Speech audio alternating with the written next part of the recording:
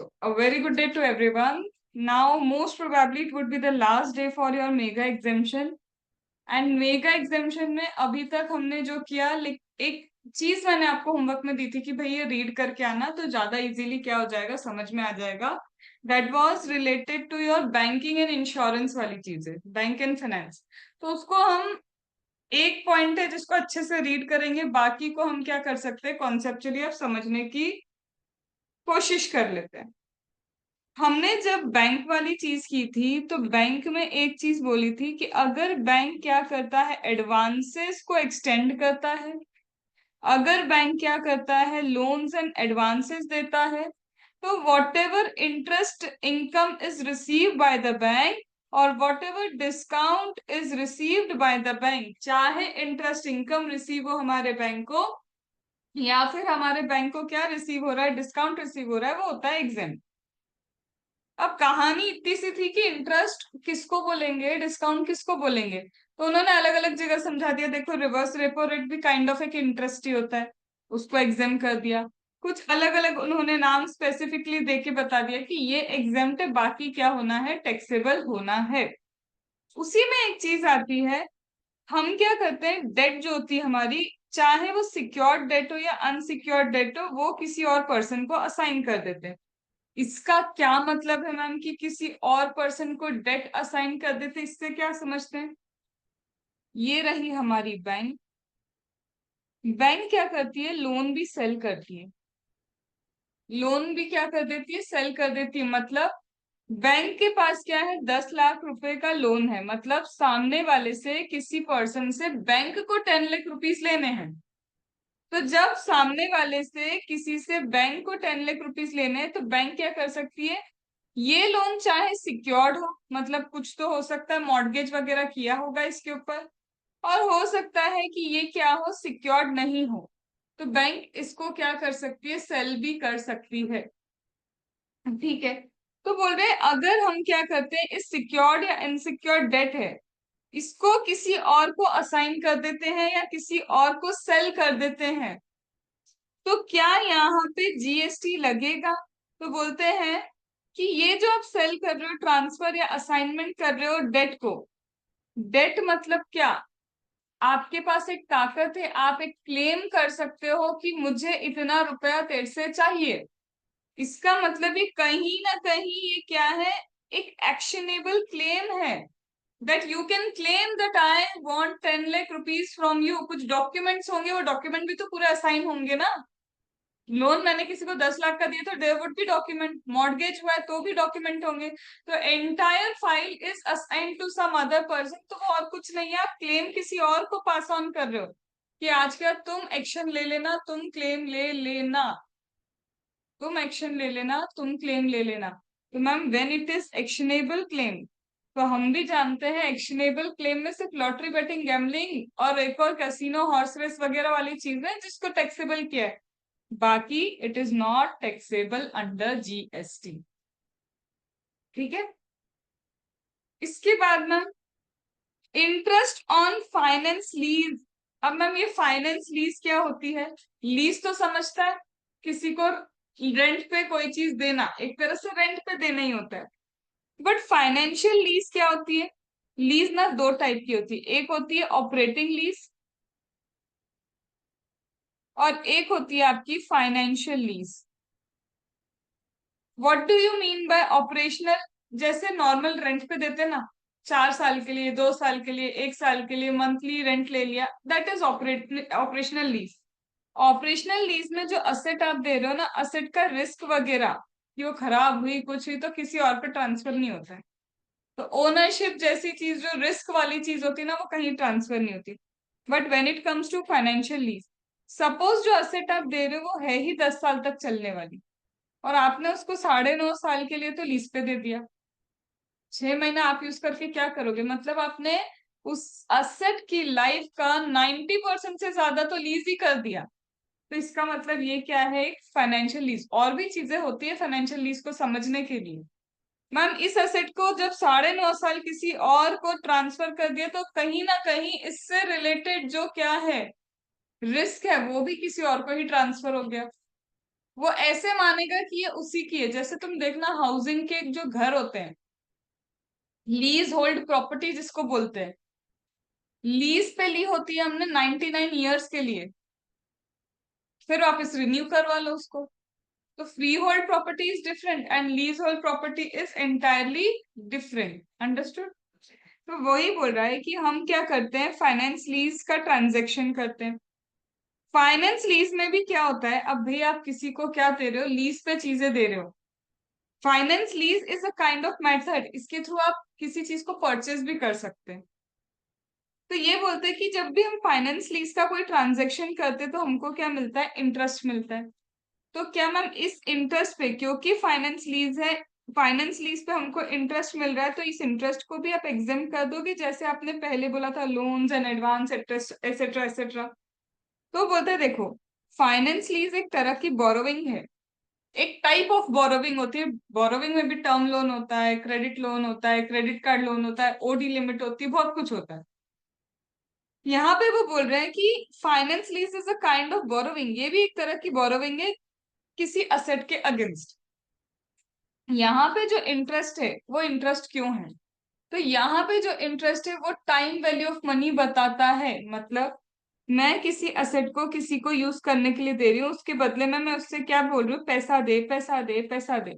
तो कई बार हमें ना लमसम पैसा भी चार्ज कर लेते हैं, कई बार मंथली पैसा भी चार्ज करते हैं। ये डिपेंड करता है कि आपके टर्म्स एंड कंडीशन कैसे हैं। तो जो भी आपके टर्म्स एंड कंडीशन है उसमें हो सकता है आप इंटरेस्ट भी रिसीव करो, पर वो इंटरेस्ट एक्चुअल में ना टाइम वैल्यू है। मतलब आज मैं आपको क्या दे रही हूँ, 10 साल के लिए एसेट यूज करने के लिए दे रही हूँ। हो सकता है मैं आज के आज तुमसे पैसा चार्ज कर लूं कि पूरा 10 साल का पैसा आज दे दो। तो 10 साल का पैसा जब आप आज दोगे तो टाइम वैल्यू ऑफ मनी का कॉन्सेप्ट भी तो यहाँ आएगा ना। यहाँ क्या आएगा, टाइम वैल्यू ऑफ मनी। तो बोलते हैं, ये जो इंटरेस्ट रिसीव हो रहा है ना, this is an interest that is related to time value of money. However, in financial lease, the ownership of asset is with the bank. Finance lease में बैंक के पास ही एसेट होती है। It is a purchase the asset and lend it further transaction for bank. Neither the service is purely in the nature of extending loan, nor it is for financial lease in the nature of interest. वो बोल रहे हैं देखो, कोई asset तुमको खरीदनी है, suppose करो मुझे घर खरीदना है। बैंक क्या बोलेगी, हमको इंस्टॉलमेंट भरते जाओ भरते जाओ भरते जाओ, जब लास्ट इंस्टॉलमेंट तुम दोगे ना, तुम वापस क्या ले जाना, ये घर ले जाना। ऐसे ही आप असेट में भी क्या करते हो, फाइनेंस लीज का क्या होता है, एक अरेंजमेंट होता है जिसके थ्रू क्या है, आप असेट ले लो, पहले ही असेट ले लो, बट मुझे पेमेंट करते जाना करते जाना करते जाना, जब तक तुम यूज कर रहे हो मुझे पेमेंट करते जाना। 10 साल तो असेट चलेगी, 9.5 साल 9 साल मैंने तुमको यूज करने के लिए दे दिया। तो बोले देखा जाए तो जब बैंक से आप ऐसा कुछ करते हो या किसी भी पर्सन से ऐसा कोई ट्रांजेक्शन करते हो, ना तो भाई ये प्योरली लोन एक्सटेंड करना हुआ, ये तो असेट बेस्ड है, ना ही ये प्योरली इंटरेस्ट के लिए हो रहा है, ये तो टाइम वैल्यू ऑफ मनी है। ना ही ये लोन एक्सटेंशन है, ना ही ये इंटरेस्ट के लिए, ये तो टाइम वैल्यू ऑफ मनी है। तो इसका मतलब जो चीज इंटरेस्ट नहीं वो एग्जेम्प्ट नहीं। तो इसीलिए ये क्या होता है, फाइनेंशियल लीज पे अगर आपको इंटरेस्ट मिलता है तो वो वैल्यू फैक्टर है टाइम वैल्यू का। तो टाइम वैल्यू के फैक्टर को हम बोलेंगे ये टैक्सेबल होगा, एग्जेम्प्ट नहीं होंगे। अंडरस्टूड? डन?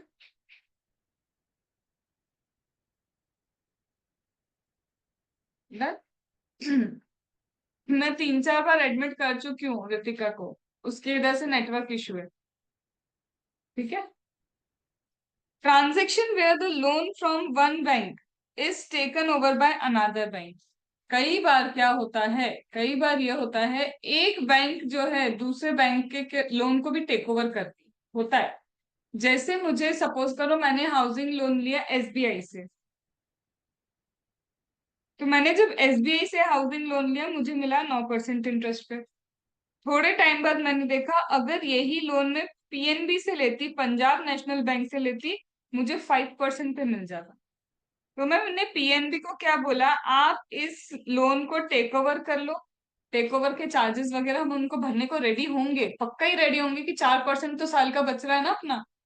तो यहाँ पे कई बार बैंक क्या करती है, एक बैंक के लोन को दूसरी बैंक क्या कर देती है, टेक ओवर करती है।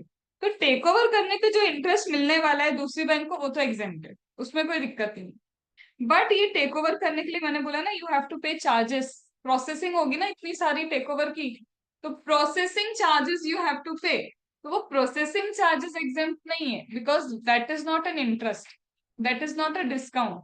सो processing charges will be taxable, but whatever interest that is charge on the take over loan, और वो जो भी इनकम होगी बैंक को, that will be liable for exemption. उस पे एग्जेम्पशन कंटिन्यू रहेगा। अंडरस्टूड? आया? टेक ओवर का एग्जाम्पल लिखना है तो तुम लिख सकते हो, लिख लो एक बार,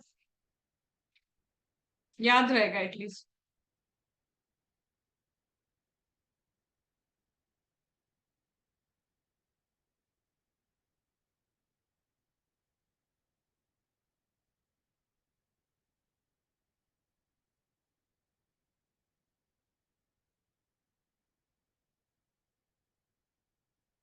डन। चलो, अब ये नेक्स्ट क्या है? इंटरचेंज फीस और कार्ड सेटलमेंट। तुम्हें याद है कल ही मैंने बोला था कार्ड की सेटलमेंट होती है। जब भी आप पेमेंट करते हैं किसी शॉप पे जाके, तो शॉप वाले को at the end of the day settlement करना पड़ता है उस कार्ड पे। तो वो कार्ड के सेटलमेंट के जो चार्जेस होते हैं ना, that is not an interest. वो कोई इंटरेस्ट नहीं है, जस्ट सेटलमेंट चार्जेस हैं। तो when settlement charges are not interest, obviously it will be liable to GST. मैंने हाईलाइट क्या किया, अगर मैं ये दो वर्ड्स भी पढ़ूंगी तो मुझे समझ में आएगा कार्ड सेटल करने की जो फीस है जीएसटी लगेगा, क्योंकि वो इंटरेस्ट नहीं है। हाईलाइट करना सीखो, only important factors you have to highlight. Ma'am ये क्या है? Securitisation transaction by the bank. Ma'am ये सिक्योरिटाइजेशन एक, अभी तो तुम्हें सीए फाइनल में इसका बहुत डिटेल पढ़ना है सिक्योरिटाइजेशन का। बट सिक्योरिटाइजेशन क्या होता है? ये रही हमारी बैंक। ये बैंक का काम क्या है? बैंक क्या करती है? ऑब्वियसली लोन दे दिया लोगों को, ठीक है। सपोज ए को लोन दे दिया अगेन 10 लाख रुपीज का।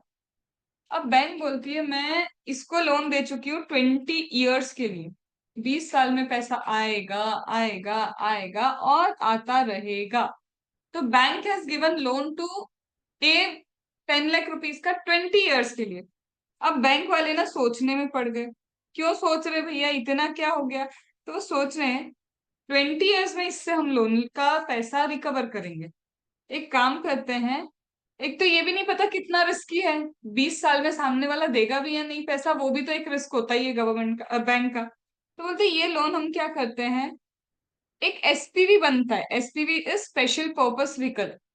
डोमेस्टिक कंपनी होती है, एसपीवी बोलते हैं उसको, स्पेशली किसी पर्पस के लिए बनती है कंपनी। तो एक एसपीवी होता है, that is special purpose vehicle. ये स्पेशल पर्पस व्हीकल क्या करता है? बैंक वाले बात करते हैं स्पेशल पर्पस व्हीकल से कि तुम हमारा लोन क्या है, ले लो, खरीद लो। लोन भी खरीदे जाते। इसने कहा ठीक है खरीद लेंगे। इसने इसको दे दिए कितने रुपए? 10 लाख रुपए देगी। मैम क्या पक्का 10 लाख रुपए देगी? नहीं, हो सकता है, अब खरीदा है तो कुछ तो बेनिफिट होना चाहिए ना एसपीवी को। हो सकता है सपोज करो 9.5 लाख रुपीज दे दी, मतलब जो भी बेनिफिट हुआ अपन एक मान के चल रहे कि एसपीवी ने चार्जेस ले ली। बट उसको कितने दे दिए? बैंक को दे दिए 9.5 लाख रुपए। बैंक कहीं भी इन्वेस्टमेंट करके 50,000 तो ऐसे ही अर्न कर लेगी। आज पैसा आ गया ना, टाइम वैल्यू ऑफ मनी। पैसा अभी मिल गया गवर्नमेंट को, किसको? बैंक को। ठीक है। अब मैम ये एसपीवी क्या करती है? सिर्फ एक्स्ट्रा नॉलेज है यहाँ से। एसपीवी क्या करती है? अपने शेयर्स इशू कर देती है। किसको? बहुत सारे लोगों को। एसपीवी के पास कहाँ से पैसा आ रहा है भैया लोन खरीदने के लिए? ये शेयर्स इशू कर रही है ना। शेयर्स इशू करती है, पैसा किसके पास आता है? एसपीवी के पास, और एसपीवी लोन खरीदती है बैंक में। अभी सीए इंटर पे इतना ही समझना काफी है, ठीक है। अब सीए फाइनल लेवल का भी थोड़ा सा नॉलेज ये है कि मैम ये जो एसपीवी है, ये जब यहाँ पे शेयर्स इशू करेगी, शेयर्स इशू करके क्या होगा, इनको मिलेगा पैसा। ये पैसे को वो किसको देगी? इधर बैंक को देगी। तो ये पूरा मैकेनिज्म क्या है सिक्योरिटाइजेशन का। मैम एक चीज बताओ, आपको नहीं लगता यहाँ पे रिस्क हो गया इन लोगों को? मतलब मैम आपको नहीं लगता यहाँ पे रिस्क हो गया? कैसे, मतलब समझ नहीं आया। मैम चलो, इन्होंने क्या किया, इन लोगों से पैसा इकट्ठा किया शेयर्स के फॉर्म में। इन्होंने क्या किया, पैसा दे दिया इसको। ठीक है, एसपीवी के पास पैसा कहाँ बचा? यहाँ आया, यहाँ गया। इसके पास पैसा कहाँ है? ये तो कहाँ है, खाली हो गई ना। इसको कहाँ से मिलेगा पैसा? बैंक ने लोन दिया, बैंक को पैसा मिल गया। शेयर से इसने पैसा उठाया, बैंक को दे दिया। अरे बट ये लोन की रिकवरी अब कौन करेगा? तो एसपीवी के ऊपर पूरा भार आ गया है। एसपीवी क्या करती है, पूरे लोन की रिकवरी करती है। इसमें रिकोर्स नॉन रिकोर्स होता है, वो अभी काम का ही नहीं है, जीएसटी में बिल्कुल काम का नहीं। बट आर यू गेटिंग कि एसपीवी क्या करेगी? अब एसपीवी उस लोन की रिकवरी लेगी। जैसे ही लोन की रिकवरी आएगी, लोगों को पैसा देना चालू हो जाएगा। फिर और लोन की रिकवरी आई, और लोगों को पैसा देना चालू हो जाएगा। क्योंकि एक लोन थोड़ी ना है, बहुत सारे लोन है। कोई 20 ईयर्स का होगा, कोई 21 ईयर्स का, कोई 10 ईयर्स का, कोई 5 ईयर्स का, कोई 3 ईयर्स का, कोई 2 ईयर्स का। अलग अलग बंडल है ना। तो पैसा आता जाता रहेगा, फ्लो होता रहता है यहाँ पे। अंडरस्टूड? तो ये है सिक्योरिटाइजेशन की प्रोसेस। अब तुम्हें समझ में है सिक्योरिटाइजेशन में क्या इशू हो रहा है? शेयर्स। और शेयर म्हणजे सिक्योरिटी। तो क्या बोलना चाह रहे हो? Securitization transaction by bank. Securitized assets are in the nature of security. बोलना क्या चाह रहे हो? ये जो सिक्योरिटाइज असेट कर दी ना बैंक के लिए, अब ये क्या हो गई? पैसा मिल गया, असेट बन गई। तो ये जो सिक्योरिटाइज असेट है, ये एक सिक्योरिटी की तरह है। और सिक्योरिटी मतलब नॉट लाइबल टू जीएसटी। क्यों? Security is neither goods nor service, और जो गुड्स नहीं, जो सर्विस नहीं, उस पे जीएसटी भी नहीं। अंडरस्टूड? बट मैम ये जो आपने इतना सिक्योरिटाइजेशन किया, आप भी तो आपने बोला इसके लिए चार्जेस तो लिए होंगे, तो मैंने कब मना किया चार्जेस नहीं लिए होंगे? The process is a security related process, but the charges you have taken, ये जो एसपीवी ने बैंक के 50,000 रुपए काट लिए, that is the charges for all this process। कि तुम्हारे लिए इतना हम क्या कर रहे हैं, प्रोसेस करेंगे, तुम्हारा लोन की रिकवरी करेंगे, इतनी सारी चीजें करेंगे, दैट इज अ प्रोसेस। यहाँ पे ये शेयर्स में कन्वर्ट हुआ, it is a security. But ये जो प्रोसेस के 50,000 रुपीज लगे भाई, 50,000 पे तो चार्ज लगेगा, इनको इंटरेस्ट थोड़ी ना है। This is just a processing charge for securitization transaction. Understood? Bank के पास जाते हो, बैंक भी इतनी प्रोसेस करने की तुमसे प्रोसेसिंग फीस लेती है, तो एसपीवी बैंक से नहीं लेगा? तुम इसको इस नजर से देखो ना कि बैंक ने कहीं ना कहीं एसपीवी से लोन ले लिया कि मुझे पैसा दे दो। एक तरह से समझने के लिए ऐसा ही हो गया। तो एसपी नहीं बोला इतनी सारी मैं माथापच्ची करूंगा, मेरे को प्रोसेसिंग दे दो। But this processing is not interest. When it is not interest, it is liable to GST. Understood? इसीलिए बोला था ये वाला रीडिंग इज नीडेड, क्योंकि ऐसे दिखने में तो बड़ा अच्छा लग रहा है, बट जब समझ में आएगा तो यू डोंट नो ना, सिक्योरिटाइजेशन पता ही नहीं अभी हमको। चलो, अब ये क्या लिखा है मैम? एडिशनल और penal interest on overdue of loan. देखो भाई, जब भी आप लोन लेते हैं, आपकी आती है ईएमआई। हाँ जी। अगर आप इस ईएमआई को 1 महीने तक पे नहीं करेंगे, तो इंटरेस्ट पे इंटरेस्ट लगेगा। पैनल इंटरेस्ट भी हो सकता है, क्योंकि आप टाइम पे पेमेंट नहीं कर रहे हैं, तो टाइम पे पेमेंट नहीं करने के लिए आपको लग सकता है पैनल इंटरेस्ट। मैम 2 महीने तक पे नहीं किया, इंटरेस्ट लगाएंगे, पेनल्टी लगाएंगे। मैम 3 महीने पे नहीं किया, इंटरेस्ट लगाएंगे, पेनल्टी लगाएंगे, और 3 महीने बाद तो इसको एनपीए भी डिक्लेयर कर दिया जाता है कि ये नॉन परफॉर्मिंग एसेट है, ये बैंक की काम की एसेट नहीं है, दिख रहा है कि इसमें गड़बड़ होने वाली है। तो ये बोलते हैं कि जब भी क्या होता है, जब भी लोन ओवर ड्यू होता है, तो on the over due of loan additional और पैनल इंटरेस्ट इज चार्ज। जब भी लोन का ओवर ड्यू होगा, तो उस पे आप एडिशनल या पैनल इंटरेस्ट चार्ज करते हैं। तो वो बोल रहा है जब भी ईएमआई आपने शेड्यूल टाइम पे नहीं की, तो एडिशनल या पैनल इंटरेस्ट चार्ज होगा। तो मैम डाउट क्या है? डाउट ये है कि क्या इस पैनल इंटरेस्ट को आप एग्जेम्प्ट करेंगे? क्या इससे, या फिर आप इसे बोलेंगे कि ये लिक्विडेटेड डैमेज है? तो समझना पड़ रहा है कि हम इसको ए इंटरेस्ट की तरफ लेके जाएं, या इसे बोले कि क्योंकि बैंक को तुम्हारे कारण डैमेजेस हो रहे हैं, क्योंकि तुमको भी बैंक को पेमेंट टाइम पे करते, बैंक का भी तो सर्कुलेशन ऑफ मनी चल रहा है ना, तो क्या करें, इसे पैनल इंटरेस्ट को एग्जेम्प्ट करें इंटरेस्ट मान के, या फिर डैमेजेस माने, क्या माने? तो वो बोलता है देखो, यहाँ पे जो एक्स है ना, एक्स ने एक फोन सेल किया वाई को ठीक है, cost of the mobile phone is 40,000। X ने 40,000 का फोन किसको दे दिया? वाई को सेल कर दिया, ठीक है। और अब तुमको भी पता है यहाँ ईएमआई ऑप्शन आएगा ही आएगा, तभी तो हम बात कर रहे हैं। तो 40,000 रुपीज का जब आपने फोन सेल किया, तो उसने बोला देखो, मुझे हर महीने 11,000 रुपीज इस डेट के पहले दे देना। मतलब आपको क्या बोल रहा है वो, 11,000 कितने मंथली इंस्टॉलमेंट? तो उसने बोला नेक्स्ट 4 मंथ्स तक देना, मतलब 44,000 देना। यार 40,000 की चीज बंदा खुद आगे होके बोल रहा है 44,000 में हम कर रहे हैं सेल। ये 4,000 का डिफरेंस क्या है? ये 4,000 का डिफरेंस इंटरेस्ट चार्ज करेगा? वो तुमको पैसा दे रहा है अपना यूज करने के लिए। कल को आज तुम अगर उसको अभी के भी 40,000 देते तो वो यूज करता। तुमने अभी नहीं दिया तो तुम उसका ही पैसा यूज कर रहे हो ना, यूज ऑफ मनी हो रहा है ना यहाँ पे। तो उसके लिए वो एक्स्ट्रा कंसिडरेशन तो पक्का चार्ज करेगा। तो उसने बोला देखो कॉन्ट्रैक्ट में क्या लिख रहा हूं मैं, अगर तुमने गुस्ताखी की, डिले किया, तो हम तुमको क्या करेंगे, ये तो चार्ज कर लिया एक्स्ट्रा 4,000, वो तो ठीक है। एक्स्ट्रा 4,000 के बाद 500 रुपए पर मंथ डिले चार्जेस भी रहेंगे, ठीक है। तो इस केस में एक्चुअली 40,000 का फोन था, इन्होंने कुछ लगभग 2.5% का इंटरेस्ट चार्ज किया है, और पैनल इंटरेस्ट कितना लिया है? 500 रुपीज। तो बोलते ये जो ट्रांजेक्शन एक्स एंड वाई के बीच में हो रहा है टैक्सेबल गुड्स का, तो यहाँ पे क्या बोलते हैं, the amount of panel interest to be included in value of supply, accordingly the panel interest would be taxable irrespective of manner of invoicing। क्या बोल दिया ये? वो ये बोल रहा है देखो, 40,000 की चीज भाई साहब ने कितने रुपए की दी आपको? 44 की, वो बात तो ठीक ही है। याद करो, ancillary charges till the point of delivery. फिर उसके बाद ये क्या है, वो बोल रहा है कि ये जो आप पैनल इंटरेस्ट चार्ज करते हो, ये लेट फीस है एक तरह से, क्योंकि आपने पेमेंट नहीं किया, वो लेट फीस है, वो लोन का काम करने नहीं बैठे हुए, that is a late fees. तो ये जो पैनल इंटरेस्ट आपको मिला है, इसको भी आप वैल्यू ऑफ सप्लाई में इंक्लूड करो। क्यों?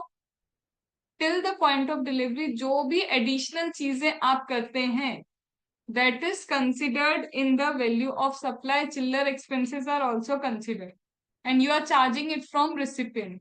तो बोले इसको तुम इंक्लूड करो किसके अंदर? वैल्यू ऑफ सप्लाई के अंदर, and it will be liable to GST. ये क्योंकि वो नॉर्मल इंटरेस्ट नहीं है, बैंक ने लोन एक्सटेंशन नहीं दिया तुमको, बैंक ने कहीं से लोन्स एंड एडवांस भी नहीं दिए तुमको, तो यहाँ पे तो ये वैल्यू ऑफ सप्लाई का पार्ट बनेगा। ऑप्शन नंबर 2, फिर से 40,000 का ये फोन मेरा, लेकिन अब क्लियरली क्या बोल रहा है, इसने लोन लिया 2.5% पे। Y has option to avail loan, खुद बोल रहे लोन, यहाँ पे स्पेसिफिकली लोन लिया 2.5% इंटरेस्ट पे, 4 मंथ्स के अंदर आपको पेमेंट करना है। इन केस अगर आपने डिले किया तो इतना और पैनल इंटरेस्ट लगेगा डिले करने के कारण, ठीक है। अब क्या, अब देखते हैं मैम, ये जो एडिशनल इंटरेस्ट आपने चार्ज किया, बिकॉज ये जो भी ट्रांजेक्शन हो रहा था वाई और मेसर के बीच में, एबीसी और वाई के बीच में, एंड सेम गेट, क्या इसे अब हम बोले इस इंटरेस्ट को हम बोल सकते हैं कि इस पे जीएसटी मत लगाओ? अब बोल सकते हो ना, लोन के कारण जो इंटरेस्ट लग रहा है वो इंटरेस्ट है, ये क्या होगा आपके एंट्री नंबर 27 में कवर होगा, और ये क्या है, जीएसटी नहीं लगेगा, ये एग्जेम्पशन एंट्री में क्या हो जाएगा, यहाँ तक कवर हो जाएगा। यहाँ तक बात समझ में? आगे बोलते हैं, consequently in this case panel interest charge on transaction between YZ would not be subject to GST and same would be covered in mega exemption। क्यों कवर हो रहा है भाई? सबसे पहले लोन ऑप्शन है, ये समझो, this is extension of loan. Loan extend करने के लिए एक्स्ट्रा इंटरेस्ट चार्ज हो रहा है। यहाँ वाले केस में लोन नहीं दे रहे थे, 40,000 में टुकड़े टुकड़े में पेमेंट कर दो, यहाँ लोन की तरह है। It is like a loan but it is not loan. यहाँ पे ये पर्टिकुलरली भाई साहब लोन ले रहे हैं।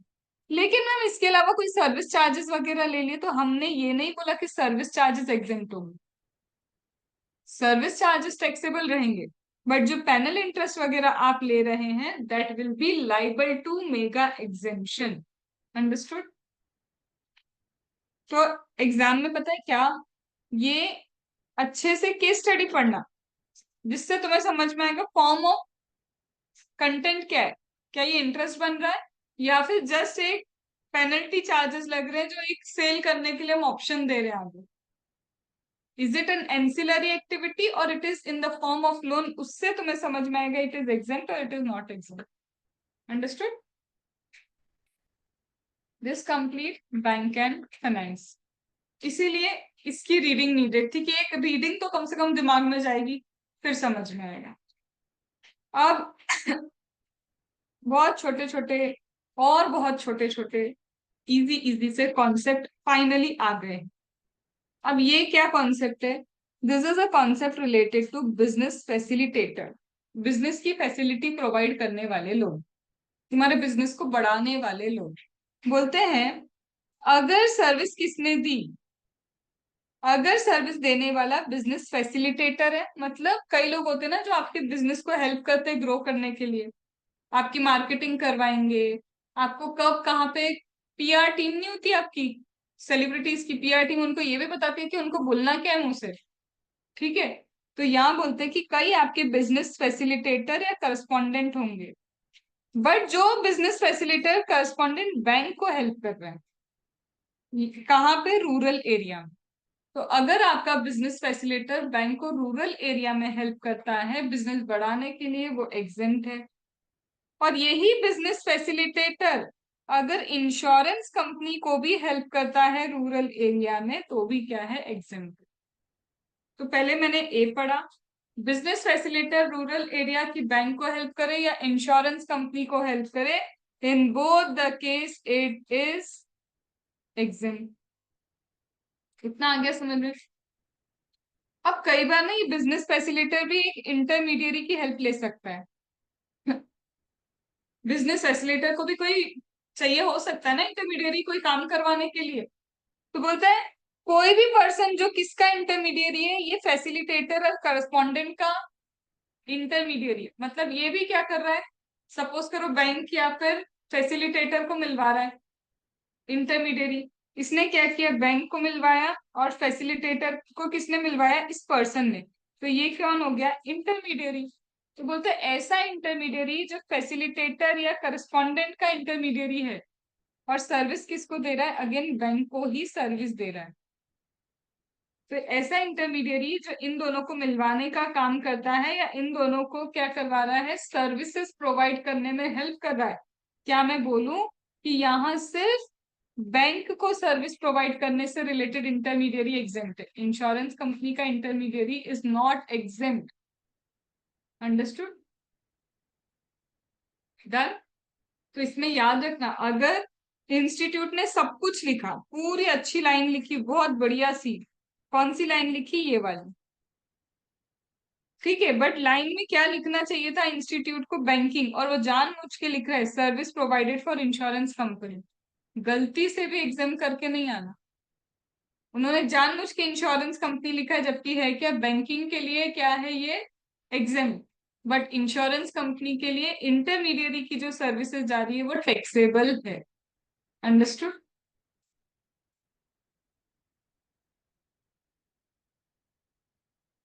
मैम लेकिन बिजनेस फैसिलिटेटर तो मैम आरसीएम में कवर होता है ना। मुझे दैट इज एजेंट। ठीक है, इंश्योरेंस कंपनी की स्पेसिफिकली बात कर रहे अपन। एजेंट अगर इंश्योरेंस कंपनी का है और इंश्योरेंस कंपनी को वो सर्विसेज देता है तो इंश्योरेंस कंपनी को आरसीएम करना है। मैं बोल रही हूँ इस फैसिलिटेटर का भी कोई एजेंट है जो इन दोनों को मिलवा रहा है या इन दोनों के लिए सर्विसेज प्रोवाइड कर रहा है। तो इसकी बात हो रही है। ये एजेंट इंटरमीडियरी अगर इन लोगों के लिए काम करता है या इन लोगों को सर्विस प्रोवाइड करता है तो इंश्योरेंस वाला तो टैक्सेबल ही है, तो इट इज टैक्सेबल ना। बट अगर यही बैंक के लिए हुआ then it would be liable to GST. अब फिर ये बात निकलती है कि जीएसटी में लाइबल कौन, रिवर्स या फॉरवर्ड। तो वहां सिर्फ हमने फैसिलिटेटर की बात की थी, उसके एजेंट की बात ही नहीं की। Understood. But don't go in such deep. इतने डीप में इंस्टीट्यूट के क्वेश्चन आना थोड़े नहीं, बहुत मुश्किल है। डन। ये भी इजी है। ये क्या है मैम, ये है लॉन्ग टर्म लीज के बारे में। यहाँ पे बोलते हैं अपफ्रंट अमाउंट। अपफ्रंट अमाउंट मतलब कई बार आपको लीज पे जब कोई चीज लेनी होती है तो आपको पगड़ी पे करनी होती है, आपको प्रीमियम पे करना होता है, मतलब पहले से ही कुछ तो अमाउंट पे करना होता है। तो जब भी आप अपफ्रंट अमाउंट पे करते हैं लॉन्ग टर्म लीज के लिए, अब ये लीज 30 इयर्स या उससे ज्यादा की होगी, तो जब भी कोई इंडस्ट्रियल प्लॉट आपको क्या लेना है, रेंट पे लेना है, लीज पे लेना है, और उसके लिए आप अपफ्रंट पेमेंट करते हैं। अब ये मैम लीज पे प्रोवाइड कौन कर रहा है, industrial plot for long term lease when provided by state government. अगर ये लोग क्या कर रहे हैं, प्रोवाइड कर रहे हैं, तो इन सच ए केस, या फिर कोई ऐसी एंटिटी जिसमें सेंट्रल गवर्नमेंट, स्टेट गवर्नमेंट, इनकी ओनरशिप 20% या उससे ज्यादा, इन शॉर्ट गवर्नमेंट का इन्वॉल्वमेंट है, गवर्नमेंट के इन्वॉल्वमेंट वाले लोग अगर इंडस्ट्रियल प्लॉट लीज पे देते हैं, जिसको आप लॉन्ग टर्म लीज पे ले रहे हो, जिसके लिए अपफ्रंट फीस का क्या होता है, पेमेंट किया जाता है, तो ऐसे में बोल रहे हैं this is what mega exempt. ठीक है। अब वो बोल रहे क्या मैम इंस्टॉलमेंट में पे कर सकते हैं इस अपफ्रंट फीस को। सपोज करो बैंक ने बोला, गवर्नमेंट ने बोला तुमको 30 साल के लिए लीज पे दे रहे हैं एक लैंड, उनने बोला शुरुआत में 10 लाख रुपए हमको अपफ्रंट पेमेंट चाहिए, ये सब प्रोसेसिंग वगैरह सब करने के लिए हमको प्रीमियम चाहिए। तो ये प्रीमियम क्या इंस्टॉलमेंट में पे हो सकता है, बिल्कुल हो सकता है, आप एक साथ पे करो, आप इंस्टॉलमेंट में पे करो, अपफ्रंट पेमेंट इज एग्जेम्प्ट। तो mode of payment and the type of payment does not affect it's exemption. लेकिन आगे क्या लिखता है, लोकेशन चार्ज और preferential charges collected in addition to this premium as seen above, upfront is exempt. Now location of plot is integral part of lease, and therefore location charge is nothing but a part of consideration for lease being charged upfront along with the upfront amount of lease the same is exempt. क्या बोलना चाह रहे हैं यार, मैं जब flat ले रही हूँ ना, तो मैंने क्या डिसाइड करके रखा है कि मेरे को तो माउंटेन व्यू का ही फ्लैट चाहिए।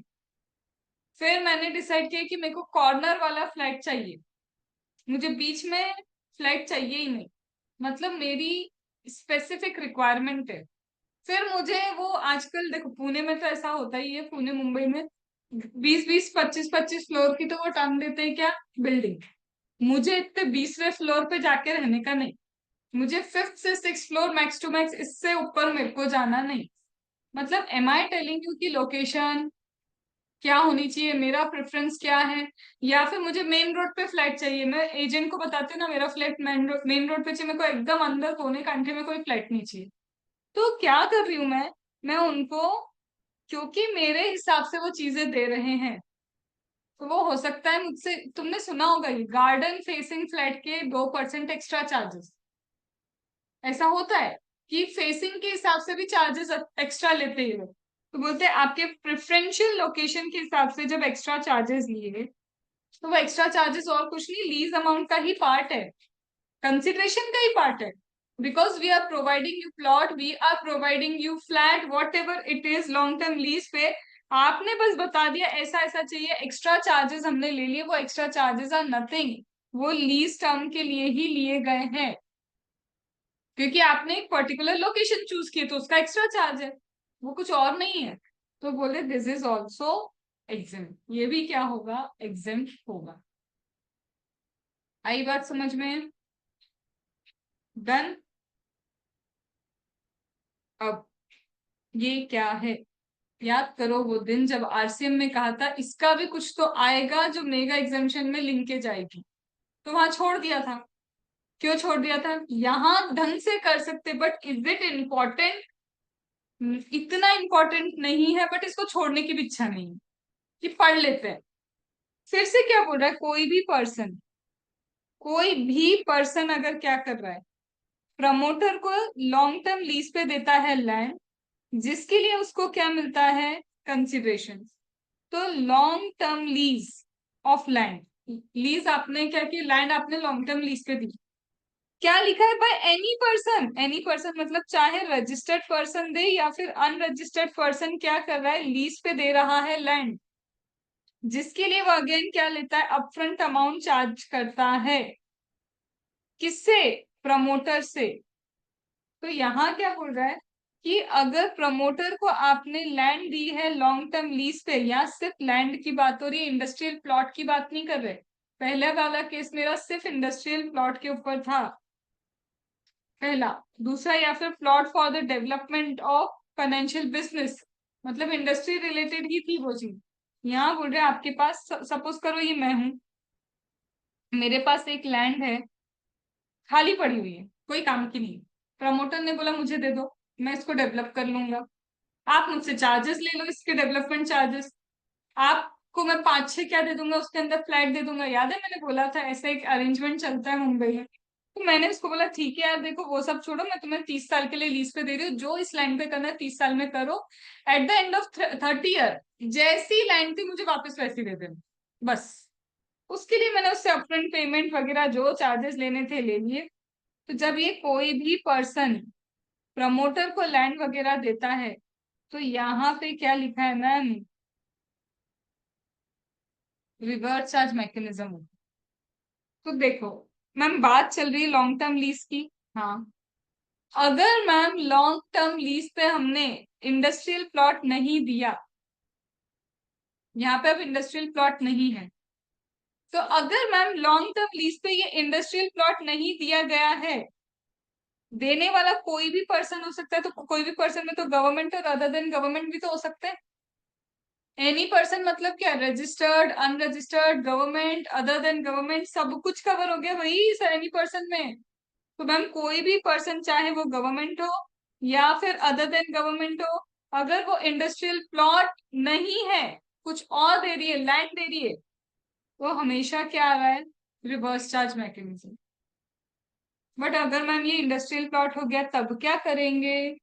अगर ये इंडस्ट्रियल प्लॉट है, देने वाली गवर्नमेंट है, अभी तो तुमने पढ़ा वो एग्जेम्प्ट है।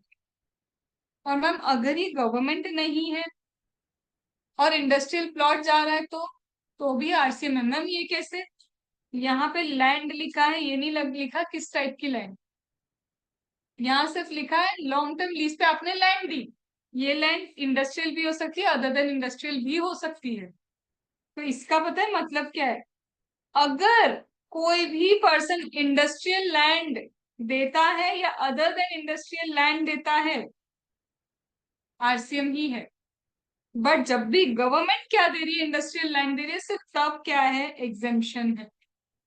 क्या ये बात समझ में? Because land means what? Industrial also and other than industrial also, दोनों कवर हो गई यहाँ पे। तो जब भी मैम इंडस्ट्रियल या अदर देन इंडस्ट्रियल कोई भी देगा आरसीएम है। बट मैम अगर गवर्नमेंट ने दे दिया तो? गवर्नमेंट अगर इंडस्ट्रियल दे रही है तो एग्जेम्प्ट।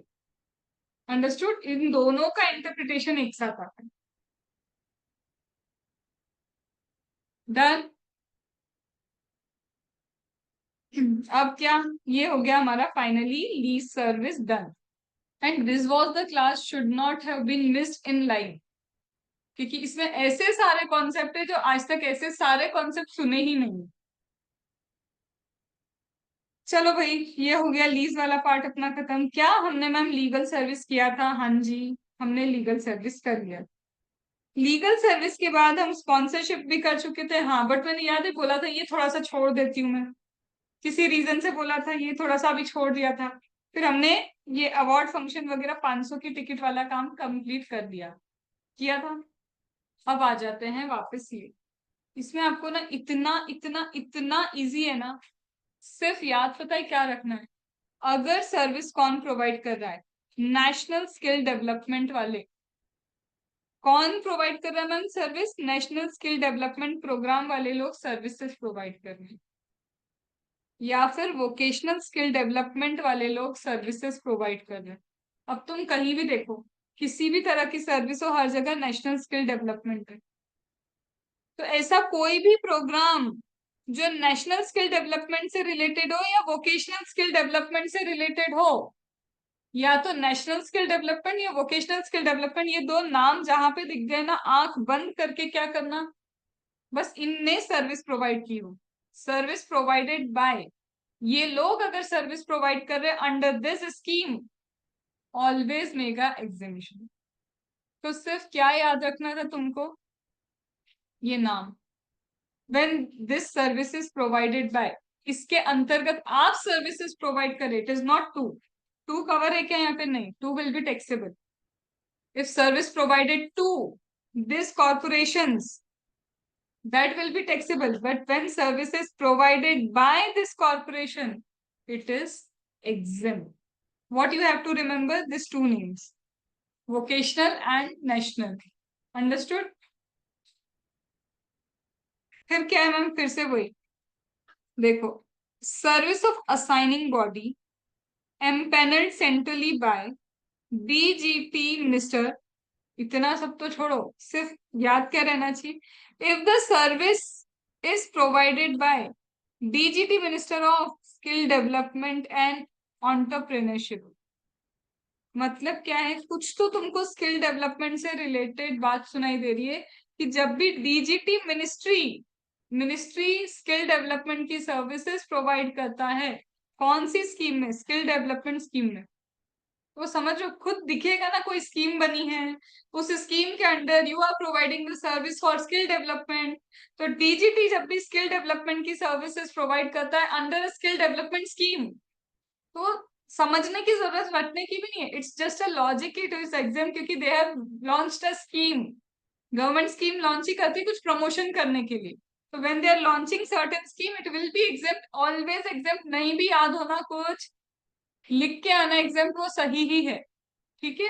क्योंकि स्कीम टैक्सेबल करने के लिए नहीं बनती, स्कीम तो ऑलवेज एग्जेम्पशन देने के लिए ही बनती है। अंडरस्टूड? और क्या है मैम? फिर वही आ गया, national council for vocational training.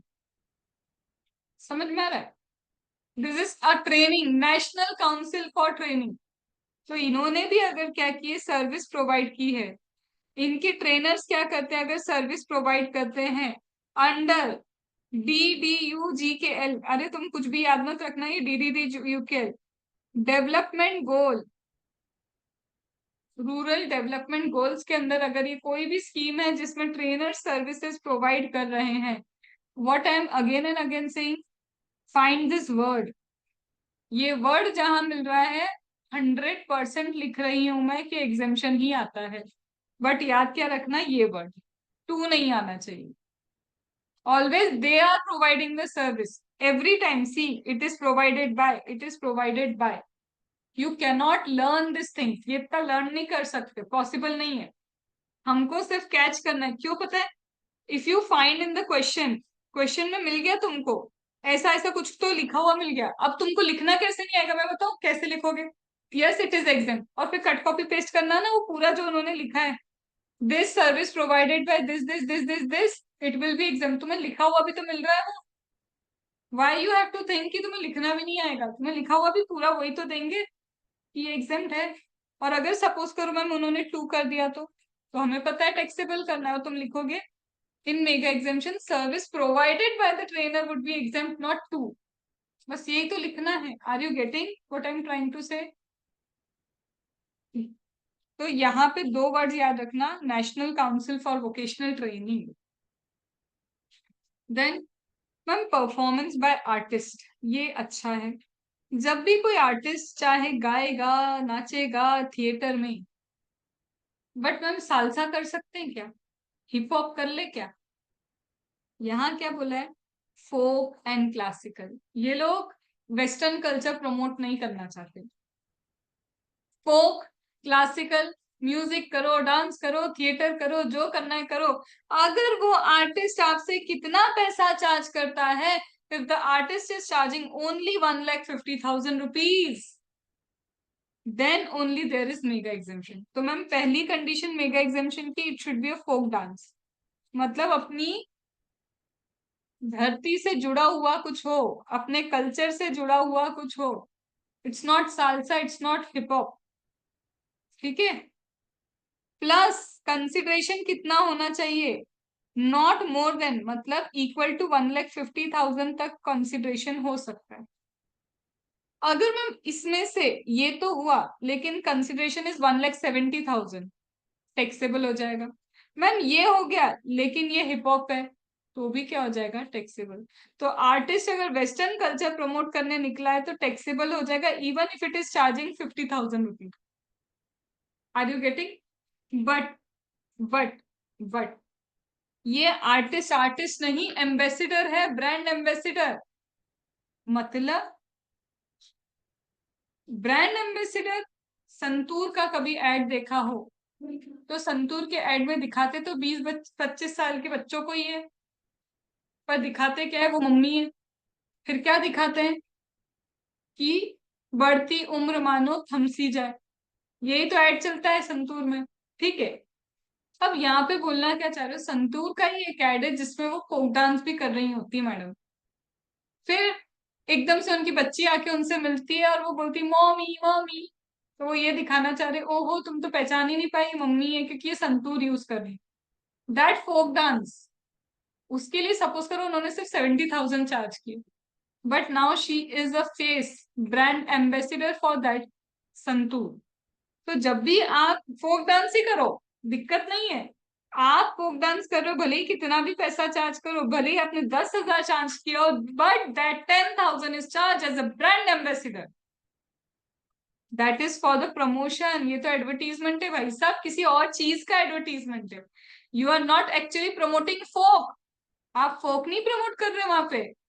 फोक के आड़ में आप क्या प्रमोट कर रहे थे? संतूर संतूर। अंडरस्टूड? तो दिस विल बी टैक्सेबल, इसीलिए ये होगा टैक्सेबल, क्योंकि ये तो एडवर्टीजमेंट चल रहा है boss. Understood? So if you are a brand ambassador, चाहे आप फोक करो, आप वेस्टर्न करो, आप 50,000 चार्ज करो, आप 5 लाख चार्ज करो, सब कुछ टैक्सेबल है if you are a brand ambassador. ठीक है। डन। तो purposely we have return Santoor over here, जानबूझ के लिखा है इसमें। क्या ये कर लिया था? हाँ हाँ हाँ, ये सब हम कर चुके हैं। अब ये जो करवा रही हूँ, उससे पहले मैं ही पर्पसली तुमको बोल रही हूँ एक ब्रेक ले लो, क्योंकि ये हो गया, अभी क्या खत्म, लास्ट। बट वो काम की चीज है। अभी ही तुम्हें 5 मिनट्स का ब्रेक दे रही हूँ।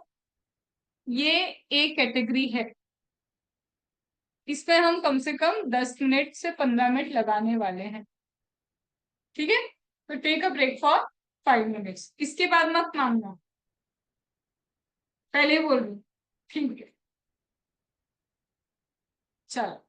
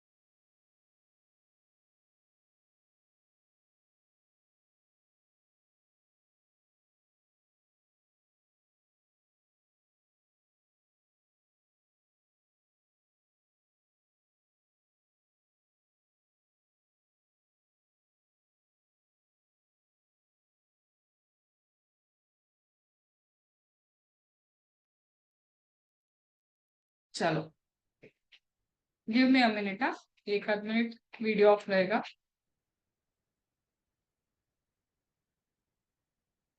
सर्विस बाय, ठीक है। फिर से देने वाले साइड पे ही है हम, लेने वाली साइड तो वैसे भी हर जगह कम ही है। क्यों, समझना मेरी बात। सप्लाई किया जाता है, सप्लाई लिया नहीं जाता। आपको ओवरऑल मेगा एग्जामिशन में कुछ ही ऐसी जगह मिलेगी जहाँ टू मिलेगा, तो वो टू टू वाली जगह अलग से याद रख लेना। बाकी सभी बाय है। Are you getting? सप्लाई करते हो, सप्लायर ही सप्लाई करता है, सप्लाई बाय द सप्लायर। तो जब सप्लायर ने सप्लाई किया है तो हर जगह मोस्ट प्रोबेबली आपको बाय ही मिलेगा। कुछ जगह है चैरिटेबल ट्रस्ट में जहाँ पे टू भी मिला है तुम्हें, तो सिर्फ कुछ कुछ जगह का टू टू टू अलग लिख लो, तो तुमको कंफ्यूज ही नहीं होना है, बाकी सब तो बाय ही हो गई ना फिर। ठीक है। अब लिखा क्या है मैम इन्होंने? Service by unincorporate body or non-profit entity registered under any law for the time being in force। एक अनइनकॉर्पोरेटेड बॉडी या नॉन प्रॉफिट ऑर्गेनाइजेशन किसी भी लॉ में रजिस्टर हुआ हो, बस वो इंडिया का लॉ होना चाहिए। टाइम बिंग इन फोर्स मतलब जो इंडिया में एनफोर्सिएबल है। बोलते हैं अगर किसी भी अनइनकॉर्पोरेटेड बॉडी ने अपने ही मेंबर्स को सर्विस दी है। ओहो, अपने ही मेंबर्स को सर्विस देना, कहीं तो ऐसा दिखा है हमने कि ये क्या होता है, कोर्स फर्दरेंस ऑफ बिजनेस होता है। तो जब आप अपने ही मेंबर्स को सर्विस दे रहे हो, yes it is course furtherance of business, कोई दिक्कत नहीं। ठीक है। बोलता है इस बॉडी ने अपने ही मेंबर्स को सर्विसेज प्रोवाइड की है। ठीक है। एज रीइंबर्समेंट और share of consideration, as reimbursement और शेयर ऑफ कंसिडरेशन मतलब बोलते हैं ये है एक अनइनकॉर्पोरेटेड बॉडी जैसे कि हमारी सोसाइटी, जिसमें अलग अलग फ्लैटें होती है ना, छोटी छोटी सोसाइटी जिसमें फ्लैट वगैरह होते हैं, आप रहते हो उसके अंदर, दैट इज सोसाइटी। तो is it an unincorporated body? Yes it is an unincorporated body. ऐसा कोई स्ट्रक्चर नहीं है इसमें, it is an unincorporated body. इसने क्या किया, लिफ्ट लगवा दी। क्या लगवा दी? लिफ्ट लगवा दी। किसके लिए लगवाई भाई? लिफ्ट सोसाइटी में अपने ही मेंबर्स के लिए लगवाई कि नहीं? तो यस मैम, यहाँ पे इन्होंने क्या किया, अपने ही मेंबर्स के लिए कुछ कारनामे कर दिए, लिफ्ट लगवा दी। फ्री में लगवा रहे क्या? या तो पहले लिफ्ट लगाने से पहले हर एक फ्लैट में जाएंगे वही साहब, हर फ्लैट से क्या लेंगे, चंदा जिसको बोलते हैं, कंट्रीब्यूशन इकट्ठा करना, कंट्रीब्यूशन इकट्ठा करेंगे। या फिर क्या करेंगे, लिफ्ट लगवा के इन लोगों से पैसा ले लेंगे, रीइंबर्समेंट। कोई भी एक काम हो सकता है, या तो रीइंबर्समेंट या फिर कंट्रीब्यूशन शेयर करें। जैसे हम पार्टी करने जाते दोस्त, 15 दोस्त चले गए ट्रिप पे पार्टी करने, 50,000 का खर्चा है, 50,000 डिवाइडेड बाय 15, खत्म। तो यहाँ पे भी या तो रिइंबर्समेंट होगा या फिर कंट्रीब्यूशन शेयर होगा। क्या यहाँ तक ओके हो गया कि हाँ भैया यहाँ एक अनइनकॉर्पोरेटेड बॉडी है, खुद के मेंबर्स के लिए सर्विसेज दे रही है, और सर्विस के लिए या तो कंट्रीब्यूशन शेयरिंग होती है, रिइंबर्समेंट होता है। अब या तो ये अनइनकॉर्पोरेटेड बॉडी क्या कर रही है, एक ट्रेड यूनियन की तरह काम कर रही है, हो सकता है ट्रेड यूनियन का भी यही काम होगा। या फिर ये क्या कर रहे हैं, ऐसा सप्लाई कर रहे हैं जो एक एग्जेम्प्ट एक्टिविटी, तो चाहे ये ट्रेड यूनियन की तरह काम करे, एग्जेम्प्ट, चाहे ये खुद ही एग्जेम्प्ट एक्टिविटी प्रोवाइड करे, फिर तो वैसे ही एग्जेम्प्ट हो गया कि when they are providing exempt activity, तो वो भी क्या हो जाएगा, एग्जेम्प्ट हो जाएगा। या फिर काम की चीज यहाँ है, अगर ये क्या करते हैं up to 7,500 per month charge करते हैं पर मेंबर से फॉर द गुड्स और service they are providing from third person for the use of its members. Maintenance की बात तो नहीं कर रहे हो कि हर महीने क्या कर रहे हैं, पर मेंबर के हिसाब से 7,500, अरे अच्छी बड़ी बड़ी सोसाइटी में होता है 7,500 तक जाता है अमाउंट। छोटी सोसाइटी होगी तो 2,000 भी होगा, 500 रुपए भी होगा, 600 भी होगा, it depends on your society. तो बोल रहे हैं कि इन्होंने क्या किया, पर मंथ पर मेंबर के हिसाब से चार्जेस ले लिए गुड्स एंड सर्विस प्रोवाइड करने के लिए। अगर जब तक आपका मेंटेनेंस चार्ज 7,500 तक है पर मेंबर के अकॉर्डिंग बोल रही हूँ मैं, एक एक मेंबर का काउंट कर रहे हो, तब तक क्या है, एग्जेम्पशन फ्रॉम जीएसटी। जीएसटी क्या है, एग्जेम्प्ट है। लेकिन यहाँ पे अब ये वाली ही बात के ऊपर ना अलग अलग चीजें आने वाली है, but you have to understand it is 7,000 per month पर मेंबर। ठीक है। अब मेरा पहला आपको क्वेश्चन, ये जो सोसाइटी ना, इसमें एक ये वाला फ्लैट भी मेरा है और एक ये वाला फ्लैट भी मेरा ही है, दोनों फ्लैट मेरे हैं। तो अब क्या, इस फैमिली में, हमारी फैमिली में 3 लोग रहते हैं। ये वाला फ्लैट अभी क्या है, खाली, लॉक करके रखा हुआ है। यहाँ पे कितने लोग रह रहे हैं, 3 लोग रह रहे हैं। मुझे ये बताओ, 7,500 एक फ्लैट का काउंट करोगे या दोनों फ्लैट के लिए एक साथ काउंट करोगे, क्योंकि ओनर सेम है। सोचो पहले।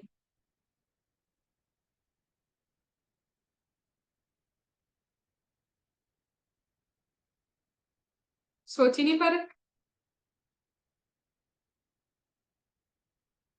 मैम 7,500 ही होगा, एक ही मेंबर पर मेंबर बोला है। मतलब फ्लैट वाइज काउंटिंग नहीं होगी, मेंबर्स वाइज होगी। मेंबर वही। गलत। क्यों? किसी भी सोसाइटी का मेंटेनेंस इस हिसाब से नहीं होता कि 4 फ्लैट आपके तो छोड़ो, आप एक ही फ्लैट में रहते हो तो 3 फ्लैट के हिसाब से मेंटेनेंस चार्ज नहीं करें। मेंटेनेंस तो पूरी फ्लोर का होता है ना। फिर चाहे आपने एक फ्लैट लिया हो तो भी आपको मेंटेनेंस भरना है, 2 फ्लैट है तो 2 फ्लैट के हिसाब से मेंटेनेंस भरो, 3 है तो 3 के हिसाब से पर फ्लैट वाइज मेंटेनेंस जाता है। तो यू कैन नॉट काउंट की, क्योंकि ऐसे तो पता है क्या होगा, ऊपर की पूरी फ्लोर मेरी है, 10 फ्लैट है उधर, 10 के 10 फ्लैट मैंने खरीद लिए, तो कितना नुकसान हो जाएगा उनको। तुम एक फ्लैट का पे करोगे और बाकी का मेंटेनेंस नहीं दोगे। जब फ्लैट खरीदने जाते हैं तो 2 साल का मेंटेनेंस वो पहले से ही चार्ज कर लेते हैं। जब भी आप फ्लैट खरीदने जाओगे ना, तो अब ये सिस्टम चल रहा है कि आने वाले 2 साल का मेंटेनेंस वो पहले ही चार्ज करते हैं। तो मैं उसको बोलूंगी मुझे 10 फ्लैट खरीदने, तो वो बोलेगा हाँ बस एक का आप मेंटेनेंस भर दो, 10 का रहने दो। नहीं होगा। तो it is flat wise, her flat में भले ही क्या हो, आप ही के हो पूरे, ऐसे तो पूरी बिल्डिंग खरीद लूंगी और एक फ्लैट का भरूंगी मैं। गलत हो रहा है कि नहीं फिर ये? तो it is what, flat wise ही देखना पड़ेगा कि ऑक्यूपेंसी, अब ऑक्यूपेंसी कैसे होगी वो डिपेंड करता है कि वहां पे फैक्ट्स ऑफ द केस कैसे, और वैसे पर मेंबर चार्ज होता नहीं है, इन्होंने पर मेंबर तक एग्जाम किया है। फ्लैट वाइज बोल देते हैं 5,000 का मेंटेनेंस है, उसमें सब काउंट हो रहा है, चाहे 10 लोग रह रहे हो, 2 लोग रह रहे हो, 3 लोग रह रहे हो, उससे फर्क नहीं पड़ता। बट यहाँ एग्जेम्पशन की लिमिट बड़ी बता के रखी हुई है कि इतना तक क्या है, एग्जेम्प्ट है। अंडरस्टूड? तो ये हो गई मेरी पहली चीज। ठीक है। दूसरा, फिर से मैम सर्विस कौन प्रोवाइड कर रहा है, ऐसी कोई बॉडी कॉर्पोरेट एंटिटी जो किसके लिए काम करती है, फार्मर या लेबर के वेलफेयर के लिए। तो ऐसी कोई एंटिटी जो किस चीज में एंगेज है, for the welfare of agriculture labour, industrial labour. ठीक है। या फिर वो किसी ट्रेड कॉमर्स को कर रही है, इसका प्रमोशन करती है ट्रेड रेड का। ये किसके लिए कर रही है भाई, चाहे वो वेलफेयर कर रहे हो, एग्रीकल्चर वेलफेयर हो या इंडस्ट्री वेलफेयर हो, चाहे मैम किसी ट्रेड रेड का क्या है, प्रमोशन हो, ये सब भी अपने ही मेंबर्स के लिए चल रहा है। ऊपर भी अपने मेंबर की बात थी, यहाँ पे भी अपने मेंबर्स के लिए चल रहा है। और इन मेंबर्स से वो चार्ज करते कम से कम पर मेंबर साल का 1,000 रुपए। Many times you will find कि ऑर्गेनाइजेशन बनी होती है। ऑर्गेनाइजेशन कैसे, सपोज करो, एक एग्जांपल ले रही हूँ, हमारा है ना शिप चलता है। अब शिप डूब भी तो सकता है,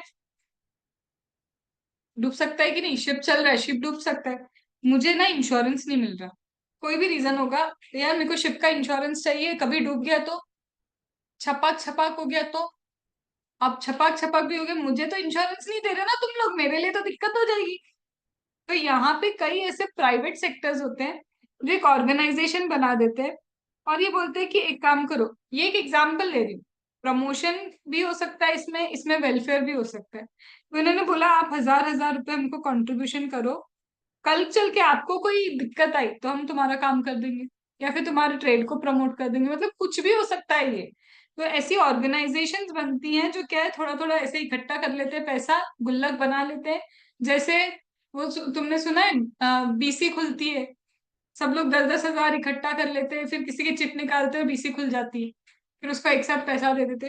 this just kind of a thing कि अपने ही मेंबर्स के लिए साल में 1,000 रुपए तक दे आर चार्जिंग पर मेंबर कितना, 1,000 रुपए तक दे आर चार्जिंग, ठीक है। तो यहाँ पे बोलते हैं कि ये भी एग्जेम्प्ट हो जाए। तो सुनो, जब अपने ही मेंबर से 1,000 रुपए तक पर मेंबर पर ईयर चार्ज कर रहे हैं, ये गलती मत करना, ऐसे ही लिख के देगा 1,000 रुपीज पर मंथ। ये पर मंथ नहीं है, पूरे साल का 1,000 रुपए, क्योंकि हमको 1,000 साल का ना थोड़ा सस्ता लग रहा है। तो हमको लगेगा वहां पे जाके एग्जाम में हर एक पर मंथ ही हो सकता है, इंट्यूशंस आएंगे ना ऐसे कि अरे ये तो बहुत सस्ता है, बट नहीं, यहाँ पे पर ईयर ही है। अंडरस्टूड। अब मैम एक चीज बताओ, क्या बताएं? सपोज करो आप, क्या सपोज करवा रहे हो, इंस्टेड ऑफ योर मेंटेनेंस 7,500, आप मेंटेनेंस चार्ज कर रहे हो, सपोज करो ma'am 10,000। Instead of 7,500, the maintenance that is being charged is 10,000 rupees। 10,000 का आप मेंटेनेंस चार्ज कर रहे, तो क्या करूं? जीएसटी लगेगा, हाँ लगेगा। तो मैम जीएसटी कितने पे लगेगा? ओवरऑल 10,000 पे, या फिर 10,000 माइनस 7,500 पे? कहाँ लिखा है ऐसा कि एक्सेस पे हम लगाएंगे? 7,500 से एक्सेस अगर गया तो उस एक्सेस पे जीएसटी लगेगा, कहाँ लिखा है ये? कहीं नहीं लिखा। भैया पूरे 10,000 के ऊपर ही तुम्हारा क्या होना चाहिए, जीएसटी पे होना चाहिए, ना कि ये एक्सेस एक्सेस नहीं खेलना वहां पे। अंडरस्टूड। और मैडम ये भी काम का है, जैसा कि मैम आपको ये चीज समझ में आई होगी कि यहाँ पे सर्विस प्रोवाइड की जा रही है, ध्यान से पूरा सुनना इसको। जैसा कि मैम आपको समझ में आया, यहाँ पे सर्विस प्रोवाइड की जा रही है और सर्विस एग्जेम्प्ट होगी। हाँ, सर्विस प्रोवाइड की जा रही है, सर्विस एग्जेम्प्ट होगी। प्रॉब्लम क्या है? Exemption will be granted for 7,500 only, above 7,500 there is no exemption. हाँ, समझ में आया? अब मैम सर्विस देते देते वो दिन आ गए इस अनइनकॉर्पोरेटेड बॉडी के, केस नंबर है कि 20 लाख से ऊपर टर्नओवर निकल गया या 10 लाख से ऊपर टर्नओवर निकल गया, एज द केस में भी, या फिर मैम टर्नओवर 20 लाख से कम रहा या 10 लाख से कम रहा, एज द केस में भी, मे बी। कहना क्या चाहते हो? या तो ये यहाँ पे रजिस्टर्ड है और यहाँ पे ये भाई साहब अनरजिस्टर्ड है। सुनना आप ध्यान से, या तो भाई साहब रजिस्टर्ड है या तो भाई साहब अनरजिस्टर्ड है। मैम अगर ये भाई साहब रजिस्टर्ड है तभी तो हम एग्जेम्पशन की बात कर रहे हैं, क्योंकि अनरजिस्टर्ड को तो वैसे भी टैक्स नहीं लगेगा, वो टैक्स लगा ही नहीं सकता। तो in such case when the person is registered person, तब ये लिमिट 7,500 की एप्लीकेबल है कि about this it would be taxable. But अगर एक अनरजिस्टर्ड पर्सन ये सर्विस प्रोवाइड करे, चाहे 10,000 भी चार्ज कर ले, it would not be taxable, क्योंकि रजिस्टर्ड पर्सन को टैक्स लगता है, अनरजिस्टर्ड पर्सन टैक्स नहीं लगा सकता। तो even if the maintenance charge is more than 7,500, कब के केस में? जब इसका एक्चुअल टर्नओवर 20 लाख और उससे कम है, भले ही मैम यहाँ पे 7,500 से ज्यादा भाई साहब चार्ज कर ले, एग्जेम्पशन हर केस में रहेगा, कम हो ज्यादा हो बराबर हो, क्योंकि एक अनरजिस्टर्ड पर्सन जीएसटी चार्ज नहीं कर सकता। तो the limit for 7,500 is applicable only in case of आप रजिस्टर्ड हो, तब होगा ये सब। अंडरस्टूड? डन। यही चीजें यहाँ पे सब कुछ लिखी हुई है जो मैंने अभी बोली। क्या बोला? As per general business sense, भाई तुम्हारा नॉर्मल बिजनेस सेंस जो भी बोलता हो, अगर एक पर्सन ने एक या एक से ज्यादा रेसिडेंशियल अपार्टमेंट रखे हैं, अभी बताया था ना, जरूरी नहीं है तुम्हारा एक अपार्टमेंट हो, एक से ज्यादा अपार्टमेंट है तुम्हारे, तो ये जो 7,500 की सीलिंग लिमिट है ना, ये अपार्टमेंट वाइज है, हर अपार्टमेंट की अलग होती है। यू कैन नॉट से कि एक ही अपार्टमेंट का हो गया, क्योंकि फैमिली तो सेम ही है। अंडरस्टूड? डन? नाउ ये क्या लिखा है? Service by central government, state government, union territory to a person other than business entity is exempt from GST. हाँ, ये तो हमको वैसे भी पता था। अरे अभी तुमने पढ़ा नहीं कल मेरे साथ? गवर्नमेंट अगर अनरजिस्टर्ड बिजनेस एंटिटी को कोई भी सर्विस प्रोवाइड करेगा, बस वो service for department of post, aircraft vessel और transportation of goods and passenger की नहीं होना चाहिए, तो मैम जीएसटी से एग्जेम्पशन है। तुमने पढ़ा है मेरे साथ। इसका मतलब ma'am property tax, water tax, अगर ये अनइनकॉर्पोरेटेड बॉडी कलेक्ट कर रही है गवर्नमेंट के बिहाफ पे, इस पे भी जीएसटी नहीं लगेगा, नहीं लगेगा, क्योंकि अनइनकॉर्पोरेटेड बॉडी अनरजिस्टर्ड है। अगर गवर्नमेंट पानी दे रही है उनको, ऑलरेडी मेरे को एक चीज बताओ, पानी पे वाटर टैक्स लग गया, प्रॉपर्टी पे प्रॉपर्टी टैक्स लग गया, तब और कौन सा जीएसटी लगाना बचा है? तो यहाँ पे वो बोल रहे हैं कि so the property tax, water tax, if this is collected by the body on behalf of government, government के बिहाफ पे, क्योंकि ये कलेक्ट करते हैं और फिर गवर्नमेंट को डिपॉजिट करवाते हैं। सोसाइटी वाले क्या करते हैं, लोगों से कलेक्ट कर देते ना पानी का, फिर क्या करते हैं, डिपॉजिट करवाते हैं, बोलते this is not liable to GST. Similarly, GST is not levied on non-agriculture tax, electricity charge, which is collected under a statute law. किसी भी लॉ के अंतर्गत जब आप इलेक्ट्रिसिटी चार्जेस वगैरह इंडिविजुअली फ्लैट वालों से कलेक्ट करते हो, तो इस पे भी कोई जीएसटी नहीं आएगा, क्योंकि इलेक्ट्रिसिटी जीएसटी में कवर ही नहीं है, उसके लिए अलग से टैक्स अभी भी है। बट इसके अलावा मैम कोई और चार्जेस हुए तो, जो कलेक्ट किए जा रहे हैं, it is not maintenance charge, इसके अलावा कोई चार्जेस आप कलेक्ट कर रहे हो तो भाई उस पर जीएसटी लगाओ ना, उस पर कौन मना कर रहा है? वाटर पे वाटर टैक्स है, इलेक्ट्रिसिटी पे इलेक्ट्रिसिटी का टैक्स है, प्रॉपर्टी पे प्रॉपर्टी टैक्स है। जब ऑलरेडी टैक्स टैक्स टैक्स खेल रहे हो, तो फिर जीएसटी खेलने की जरूरत भी कहाँ पड़ रही है तुमको? अंडरस्टूड? बट मैम इसके अलावा कोई ऐसे चार्ज हम चार्ज कर लें मेंटेनेंस के अलावा, 7,500 के अलावा, then it would be liable to GST. जैसे सिंकिंग फंड, जैसे कार पार्किंग के चार्जेस। अरे भाई कार पार्किंग के चार्जेस मेंटेनेंस में नहीं आते, तो this are all liable to GST. But तुमको इसे याद नहीं रखना पड़ेगा क्या चार्जेबल है क्या नहीं, वो खुद आगे रह के बताएगा कि 7,500 की लिमिट में क्या आता है क्या नहीं आता। Whatever not counted in the limit of 7,500 definitely be liable to GST. Understood? झालो, कुछ और एग्जेम्पशंस क्या हैं, ये भी पढ़ चुके हैं। ये कब पढ़ा था मैम? अगर आप गोइंग कंसर्न की तरह अपना बिजनेस किसी को ट्रांसफर करते हैं, याद करो वो दिन जब मैंने बताया था, चलता फिरता बिजनेस आप किसी और को ट्रांसफर कर दो, तो अभी के लिए वो टैक्स नहीं लगा रहा है तुम पे, क्योंकि उसको पता है अगर रजिस्टर्ड पर्सन ने बिजनेस ट्रांसफर किया है, तो सामने वाला अगर रजिस्टर्ड है तो आगे से वो सारे कंप्लाइंसेस करेगा। और अगर एक रजिस्टर्ड पर्सन ने अनरजिस्टर्ड को दिया है, तो रजिस्ट्रेशन चैप्टर बोलता है इसको रजिस्ट्रेशन लेना पड़ेगा। तो इवेंचुअली जब आगे जाके सप्लाई होगा, वैसे भी उनको टैक्स मिलने वाला है। तो अभी जब एक गोइंग कंसर्न की तरह बिजनेस ट्रांसफर हो रहा है, तो उन्होंने क्या बोला?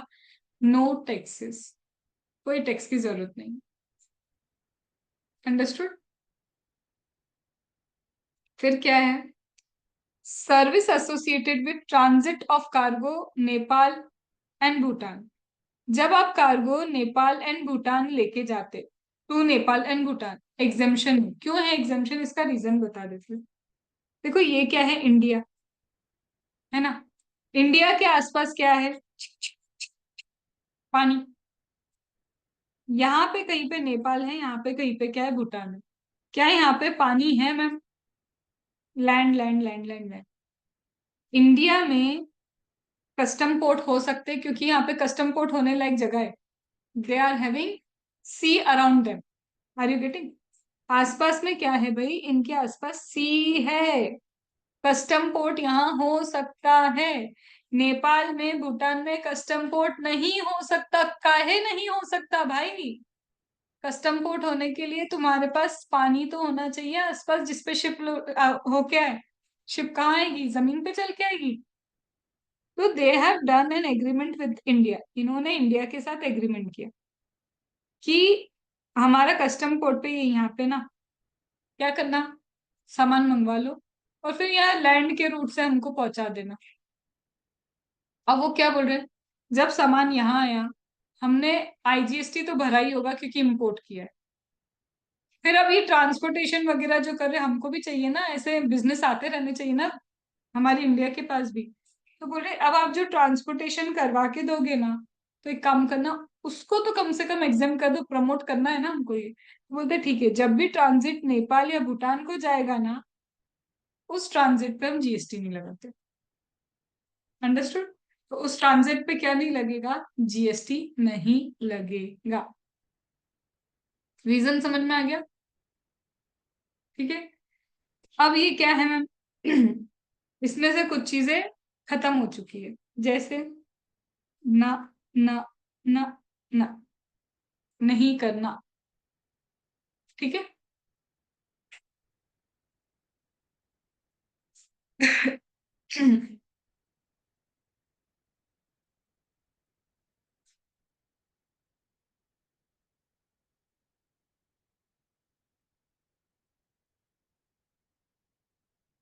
डन। चलो, अब ये क्या किया हुआ है, ये भी किया हुआ है। कैसे मैम, जब भी एक रेसिडेंशियल ड्वेलिंग मतलब घर, जब भी एक घर क्या दिया जाता है रेसिडेंशियल पर्पस के लिए, किसी भी रजिस्टर्ड पर्सन को दोगे, तो याद करो वो दिन जब आरसीएम तुमने पढ़ा था कि कोई भी पर्सन अगर रेसिडेंशियल ड्वेलिंग रेसिडेंशियल पर्पस के लिए रजिस्टर्ड पर्सन को देता है, याद आया? कोई भी पर्सन लिखा था वहां, any person providing residential dwelling for residential purpose to registered person, वो क्या कवर होता था मैम, वो तो कवर होता था आरसीएम में। कल ही पढ़ा है ये, वापस में वो दिन भी छोड़ो, कल ही पढ़ा है। ठीक है। तो इसका मतलब मैम अगर एक अनरजिस्टर्ड पर्सन को दे तो क्या होगा, मेगा एग्जेम्पशन। तो मैम अगर service renting of residential dwelling that is provided to a registered person and this is provided for residence only, तो क्या है यहाँ पे, अगर आप रजिस्टर्ड पर्सन को प्रोवाइड कर रहे हो तो आरसीएम है। लेकिन यहाँ पे क्या बोलता है, एक्सेप्शन क्या बोलता है, ये तो एक्सेप्शन हो गया आरसीएम का।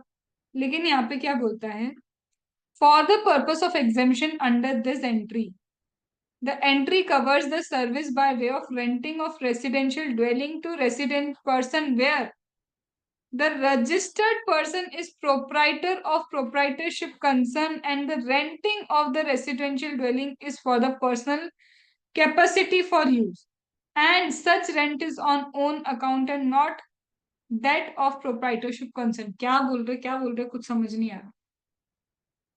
सबसे पहले तो बोला पॉइंट नंबर वन, क्या है ma'am point number one, you have to give residential dwelling.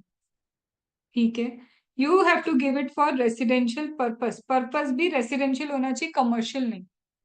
मैंने घर दिया और सामने वाले ने उसको गोडाउन बना दिया, that is use for commercial purpose. तो भाई कमर्शियल पर्पस आ गया तो टैक्स लगा देंगे। मुझे ये कंडीशन भी चाहिए कि मैं रेसिडेंशियल ड्वेलिंग दे रही हूँ, मुझे ये कंडीशन भी चाहिए कि मैं रेसिडेंशियल पर्पस के लिए दे रही हूँ, मुझे ये कंडीशन भी चाहिए कि अगर मैं रजिस्टर्ड पर्सन को दे रही हूँ, ये सब चीजें ओके ओके ओके हो गई, तो आरसीएम आएगा। ठीक है। और मैम अगर यहाँ पे अनरजिस्टर्ड पर्सन हो गया तो मेगा एग्जेम्पशन आएगा। बट मैम क्या रजिस्टर्ड पर्सन को कभी ऐसा नहीं होगा कि मेगा एग्जेम्पशन मिल जाए? मिलेगा। अब वो क्या बोल रहा है, रजिस्टर्ड पर्सन को मेगा एग्जेम्पशन कब मिलेगा? सबसे पहले ये रजिस्टर्ड पर्सन किसी प्रोप्राइटरशिप फर्म का क्या होना चाहिए, एक प्रोप्राइटर। तो ये रजिस्टर्ड पर्सन क्या है, प्रोप्राइटर है, सिंपल सी बात, ही इज अ प्रोप्राइटर। और ये प्रोप्राइटर भाई साहब अपना घर देते हैं, अपना घर, अपना घर मतलब बिजनेस की कैपेसिटी में रेंट पे नहीं जा रही चीजें, बिजनेस की कैपेसिटी में नहीं जा रही। मैं अभी यहाँ पे क्या कर रही हूँ, मेरे दो घर है, समझो मेरे क्या है, दो घर है। मैंने क्या किया, एज ए प्रोप्राइटर लिखा कि supplier of the service is XYZ। ठीक है, XYZ limited to you, Rohit एक रजिस्टर्ड पर्सन है, तो भाई ये तो बिजनेस हो रहा है, बिजनेस XYZ कंपनी लिखा है मैंने नाम। और वहीं मैं बोलूं, अंकिता अरोरा ने दूसरा घर किसी को रेंट पे दे दिया रहने के लिए, वो बिजनेस की कैपेसिटी नहीं, वो पर्सनल कैपेसिटी। तो when you are renting for the personal capacity, इसको भी मिलेगा, इससे कोई बैर थोड़ी ना, इसको भी मेगा एग्जेम्पशन देंगे if the rental is given in personal capacity. Personal capacity में आप रेंट पे दे दो, कोई बात नहीं, मेगा एग्जेम्पशन। लेकिन साथ में क्या लिखा है, and such renting is on his own account not of proprietorship concern, मतलब अपने नाम पे सब करो, इंडिविजुअल, फर्म के नाम पे, प्रोप्राइटरशिप के नाम पे रेंट वेंट ही नहीं जाएगा, इंडिविजुअली। तो मतलब एक रजिस्टर्ड पर्सन अगर पर्सनल कैपेसिटी में भी कुछ रेंट पे लेता है तो मेगा एग्जेम्पशन। बट यही रजिस्टर्ड पर्सन अगर बिजनेस की कैपेसिटी में रेंट पे देता है तो क्या है, रिवर्स चार्ज मैकेनिज्म, क्योंकि देने वाला कोई भी पर्सन हो सकता है। अंडरस्टूड। और मैम अगर यही रेंट वाली चीज हमने किसी अनरजिस्टर्ड पर्सन को दे दी तो वैसे ही मेगा एग्जाम्पशन। अंडरस्टूड। बात समझ में आई, गहरी है। डन। ये भी कर चुके हैं। ये कब करा मैम, अभी बताती हूँ। जब भी आप कौन सी सर्विस दे रहे हो, और ये लास्ट है, this is the last thing I guess. हाँ, एक और है, दो और है बस तुम्हारे पास, हो गया, मेगा एग्जाम्पशन का अंत आ रहा है सामने तुम्हारे, ठीक है। ये क्या बोलता है कि जब भी स्टेट ट्रांसपोर्ट को आप क्या दे रहे हो, अपना मोटर व्हीकल दे रहे हो किराए पे, स्टेट ट्रांसपोर्ट अंडरटेकिंग को मैंने मेरा मोटर व्हीकल जिसकी कैपेसिटी कितनी है, 12 पैसेंजर से ज्यादा की है, जैसे बस दे दी अपन ने कि आप बस चलाओ, बस यूज करो, मुझे क्या आते रहना चाहिए, पैसा, रेंट चाहिए। तो वेनेवर स्टेट ट्रांसपोर्ट अंडरटेकिंग को आप मोटर व्हीकल दे रहे हैं 12 से ज्यादा पैसेंजर को कैरी करने के लिए, चाहे वो इलेक्ट्रिक वाली भी हो तो कोई दिक्कत नहीं, इलेक्ट्रिक वाली भी दो तो कोई दिक्कत नहीं, इलेक्ट्रिक वाली किसको दे सकते हैं, लोकल अथॉरिटी को दे दो, कोई दिक्कत नहीं। या फिर किसी गुड्स ट्रांसपोर्ट एजेंसी को अपना क्या दे रहे हो, व्हीकल दे रहे हो, के लिए तो ट्रांसपोर्टेशन कर, मेरे को तो पैसा चाहिए। या फिर आप मोटर व्हीकल ऐसे एजुकेशनल इंस्टीट्यूट को दे रहे हो या ऐसी जगह दे रहे हो, आप मोटर व्हीकल ऐसे पर्सन को दे रहे हो जो आगे चल के क्या करेगा, स्टूडेंट, स्टाफ और फैकल्टी का ट्रांसपोर्टेशन करेगा, तो भी क्या है, आपने किसी ऐसे पर्सन को दिया है जो इंटर्न इन लोगों को सर्विस प्रोवाइड करेगा। या फिर डायरेक्टली आप इन लोगों को भी देते हो, तो याद करो, डायरेक्टली इन लोगों को देना एजुकेशनल इंस्टीट्यूट में कवर है कि service to the educational institute for transportation of student, staff and faculty, वो भी एग्जाम्प्ट है। या फिर किसी ऐसे पर्सन को दोगे जो इन लोगों को सर्विस देगा, तो भी मेगा एग्जाम्पशन है। और ये वहीं पे बात की थी अपन ने। तो यहाँ पे क्या बोल रहे हैं, उधार मतलब आप किराए पे दे रहे हो, स्टेट ट्रांसपोर्ट को दो 12 से ज्यादा वाली, लोकल अथॉरिटी को दो 12 से ज्यादा वाली, गुड्स के लिए तो भैया कोई पैसेंजर ट्रांसपोर्टेशन की कैपेसिटी नहीं हो सकती, गुड्स है वो, तो गुड्स वाली गाड़ी दे रहे हो तो भी चलेगा। या फिर मैम मोटर व्हीकल दे रहे हैं हम ऐसे किसी पर्सन को जो स्टूडेंट, स्टाफ एंड फैकल्टी के लिए उसे यूज करेगा, सब जगह क्या है, मेगा एग्जेम्पशन। मैं लिस्ट बताऊं क्या इंपॉर्टेंट है जो एक्चुअल में तुमको लर्न करना पड़ेगा, इट इज चैरिटेबल ट्रस्ट, लिखते जाओ, it is first is charitable trust, जो याद करनी, लॉजिक है उसमें। Second is agriculture activity, second is agriculture activity, third is legal services,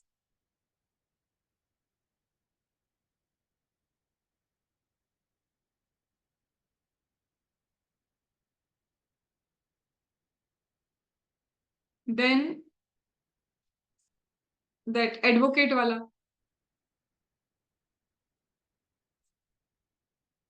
then educational institute,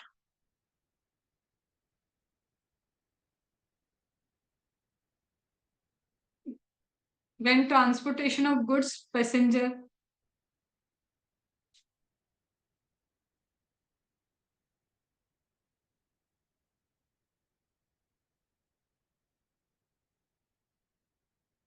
then on hire, ये जो अभी कर रहा है,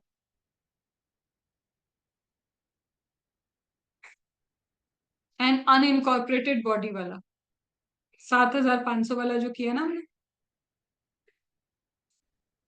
these are basically the things. And last, to and by government. ये अच्छे से याद करना, ये A+ कैटेगरीज है।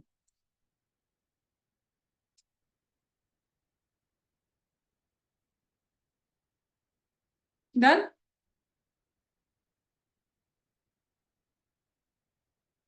अब क्या मैम, लास्ट, ये क्या है?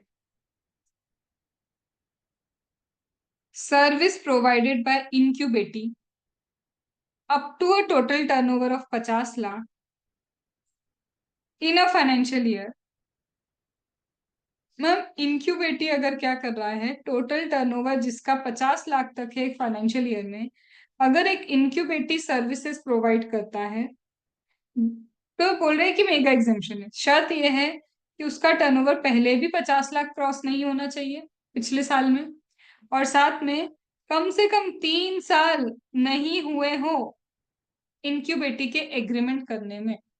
इनक्यूबेटीज मतलब क्या होता है, टेक्नोलॉजी वाइज ये लोग क्या करते हैं, हेल्प करते हैं टेक्नोलॉजी, और इन सब में ये लोग क्या करते हैं, इनक्यूबेटीज हेल्प करते हैं। तो ये बोलते हैं जब भी इनक्यूबेटी क्या करेगा, सर्विस प्रोवाइड करेगा, तो ऐसा इंक्यूबेटी जिसका सबसे पहले अभी तो टर्नओवर 50 लाख क्रॉस नहीं हुआ, अभी मतलब करंट ईयर, प्रीवियस ईयर का टर्नओवर भी 50 लाख क्रॉस नहीं हुआ हो, तो मतलब करंट एंड प्रीवियस ईयर दोनों ईयर का टर्नओवर 50 लाख क्रॉस नहीं होना चाहिए। एंड एक और कंडीशन, क्या एक और कंडीशन, जब उसने एग्रीमेंट किया है ना कि मैं इंक्यूबेटी की तरह तुम्हारे को क्या करूंगा, सारे केमिकल्स वगैरह टेक्नोलॉजी वगैरह इन सब में हेल्प करूंगा, इस एग्रीमेंट को 3 साल नहीं हुए होने चाहिए। मतलब एक बार 3 साल खत्म हो गए तो उसका एग्जामेशन भी खत्म हो गया, तो एग्जामेशन इज एलिजिबल फॉर 3 इयर्स। तो एग्रीमेंट हुए अगर 3 साल हो चुके हैं तो भूल जाओ कि तुमको अब एग्जामेशन मिलेगा।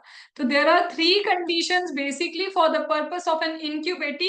करंट ईयर का टर्नओवर 50 लाख क्रॉस ना हो, प्रीवियस ईयर का टर्नओवर 50 लाख क्रॉस ना हो, एंड एग्रीमेंट एंटर किए हुए 3 इयर्स हुए हुए नहीं होने चाहिए।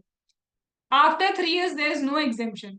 3 साल के अंदर अंदर या 3 इयर्स तक you will get the exemption in form of an incubatee. Done. इसको भी मार्क आउट कर लो, इंपॉर्टेंट जहां लिमिट है तो मेरे लिए वो थोड़ा सा इंपॉर्टेंट हो जाता है। तो incubatee is one thing that is important. Ma'am अगर सपोज करो करंट ईयर में हमारा टर्नओवर इंक्रीज हो गया, प्रीसीडिंग ईयर में नहीं हुआ, और 3 इयर्स भी लैप्स नहीं हुए, अरे यार एक कंडीशन खत्म हो गई ना, तो it will be taxable. When it comes तीनों कंडीशन तुम्हारी कंप्लीट होनी चाहिए, तब जाके एग्जेम्पशन की बात कर पाओगे, नहीं तो नहीं नहीं नहीं नहीं नहीं। अंडरस्टूड। लास्ट, मैम अगर कोई भी सर्विस प्रोवाइड की गई है या फिर प्रोवाइड करने वाले हैं ये लोग, टेक्नोलॉजी इंक्यूबेटर जो टेक्नोलॉजी में हेल्प करते हैं, साइंस एंड टेक्नोलॉजी के एंटरप्रेन्योर, जिसे रिकॉग्नाइज किसने किया है, बरैक ने, बस तुमको नाम याद रखना है। टेक्नोलॉजी इंक्यूबेटर हो या फिर टेक्नोलॉजी में एंटरप्रेन्योर हो, इसे अगर किसने रिकॉग्नाइज किया है, बायो इंक्यूबेटर, या फिर इसका एक बार हमको क्या देखना पड़ेगा, फुल फॉर्म देखना पड़ेगा, I don't know the full form. इसे मेनली रिकॉग्नाइज किसने किया है, ये वर्ड याद रखना। इसने अगर रिकॉग्नाइज किया that is if the service is provided, यही लोग तो सर्विस प्रोवाइड करेंगे। मैं देखो हर जगह तो बाय ही बोल रही हूँ, सिर्फ मैंने चैरिटेबल ट्रस्ट के टाइम बोला है कि टू आ सकता है, अदरवाइज कहीं पे भी तुमको दिख रहा है बाय बाय बाय ही चल रहा है। एजुकेशनल इंस्टीट्यूट में टू आया है, उसके बाद देखो by by by by by. तो यू हैव टू रिमेम्बर, जब आप मेगा एग्जाम्शन लर्न करेंगे तो मेगा एग्जाम्शन लर्न करते वक्त एक चीज क्या लर्न करेंगे कि टू कहाँ पे है। बाय ऑटोमेटिकली याद रहेगा कि everywhere it is by then. Understood. Done. अब हमने एक और चीज पढ़ी थी मैम, क्या पढ़ा था, हमने बोला बिजनेस एग्जीबिशन अगर आप इंडिया के बाहर ऑर्गेनाइज कराएंगे तो चलो मैम मान लिया कि मेगा एग्जाम्शन, पर अब ये क्या बोल रहे हो आप, इसको समझना है। टूर ऑपरेटर की सर्विस। टूर ऑपरेटर मतलब, सोच रही हूँ एक बार तुम्हारी क्लास खत्म हो जाए तो मुझे भी घूमने जाने की इच्छा है, मुझे जाना है लेह लद्दाख। अब मैं किसकी सर्विस लूंगी? मैं खुद तो ऐसे नहीं निकल जाऊंगी चलो लद्दाख चले, मुझे किसी टूर ऑपरेटर की सर्विस तो लेनी पड़ेगी ना। तो मैंने क्या किया, एक टूर ऑपरेटर की सर्विसेज ली। फिर जैसे ही मेरे को बुलाया, कहाँ जाना है, मैंने कहा लेह लद्दाख। बोले एक तो तुमने अच्छा स्नोई एरिया वहां पे अच्छा है तुमने कवर कर लिया, थोड़ा सा डेजर्ट भी कवर कर लो। क्या जा रहा है, छुट्टियां तो है, क्लास तो खत्म हो ही गई है, तो एक काम करो मैम डेजर्ट भी कवर कर लो। तो मैंने कहा डेजर्ट कवर करने के लिए फिर एक काम करो दुबई कर दो, कर ही रहे हो तो एक आउटसाइड इंडिया भी कर दो। तो बोलते हैं, ऐसा टूर ऑपरेटर जो क्या कर रहा है, परफॉर्म कर रहा है, उसकी सर्विस। कौन सी सर्विस? पार्टली इंडिया में सर्विस दे रहा है, पार्टली इंडिया के बाहर सर्विस दे रहा है। क्या सप्लाई करके? supplied by tour operator to a foreign tourist to the extent of the value of tour operator service which is performed outside India। क्या बोल रहे हैं ये? टूर ऑपरेटर अगर किसी फॉरेन टूरिस्ट को ऐसा कोई टूर दे रहा है जो थोड़ा इंडिया का है थोड़ा इंडिया के बाहर का है, तो फॉरेनर आया, उसने बोला दुबई भी घूमने का है और साथ में इंडिया में कहाँ पे जाने का है, इंडिया में सपोज करो उसको राजस्थान जाना है, एक बार दुबई कवर करेगा, एक बार राजस्थान भी कवर करेगा, फिर सिक्किम भी कवर करेगा, जम्मू कश्मीर भी कवर करना है उसको, केरल भी कवर करना है। तो जितना पार्टली इंडिया में उसमें सर्विस हो गई टूर ऑपरेटर की, पार्टली सर्विस इंडिया के बाहर हो गई, टूर ऑपरेटर ने फॉरेन टूरिस्ट को ये सर्विसेज प्रोवाइड की है। तो बोले जिस एक्सटेंट तक इंडिया के बाहर सर्विसेज जा रही हैं हम वो क्या कर देंगे, मेगा एग्जेम्प्ट कर देंगे। लेकिन लेकिन ऐसे एग्जामेशन नहीं होगा। एग्जामेशन के लिए ध्यान रखना, however the value of tour operator service performed outside India shall be such proportion of total consideration charge for entire tour। बोल रहा है ये जो टूर ऑपरेटर ने तुमसे पूरा पैसा चार्ज किया ना टोटल टूर का, उसके अंदर आउटसाइड इंडिया के लिए जो भी पैसा चार्ज किया होगा वो किस प्रपोर्शन में होना चाहिए। तो वो बोल रहा है वो प्रपोर्शन क्या है, equal to proportion which the number of days for which the tour is performed outside India has to be the total number of days comprising the tour. हाय राम क्या लिखा है, फिर से समझते हैं। बोलता है कि आउटसाइड इंडिया का प्रपोर्शन कैसे निकालोगे। आउटसाइड इंडिया का proportion is equal to the proportion number of days outside India to number of days comprising the tour. समझा समझा समझा। सपोज 15 दिन की पूरी टूर है, उसमें से 5 दिन इंडिया के बाहर है और तुमने चार्ज किया उससे 10 लाख रुपए। तो सबसे पहले प्रोपोर्शनेट निकाल लो कि इंडिया के बाहर के लिए इसमें कितना पैसा निकल रहा है।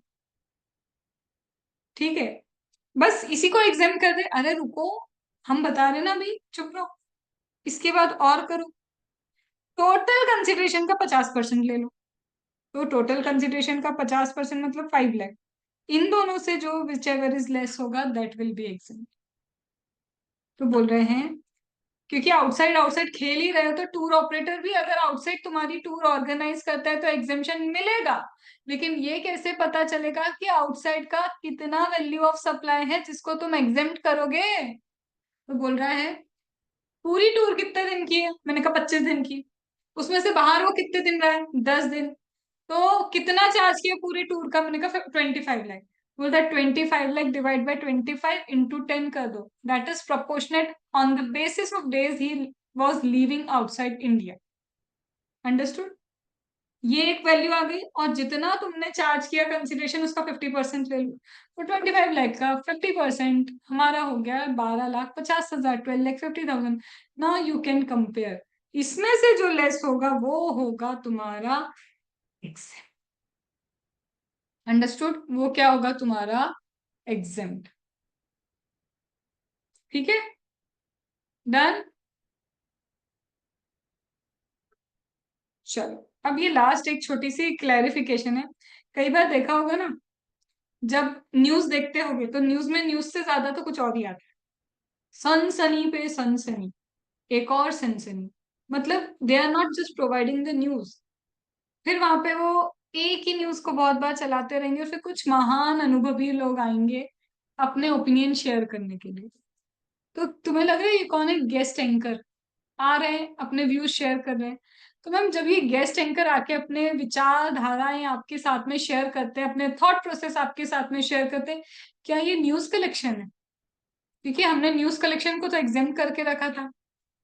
मैम कोई कई टीवी चैनल होंगे, कहीं सांसद टीवी होगी जिसमें गेस्ट एंकर्स को बुलाते हैं, पार्टिसिपेशन कराते हैं, पैसा देते हैं कि तुम बोलो तुम्हारे व्यूज क्या हैं।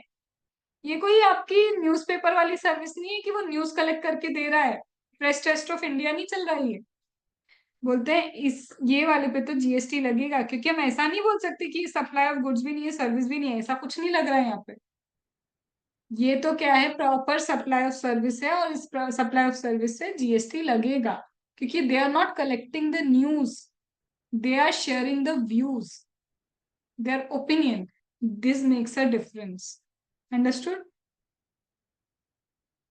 आया? With this, ये वापस वही रिपीट हो गया।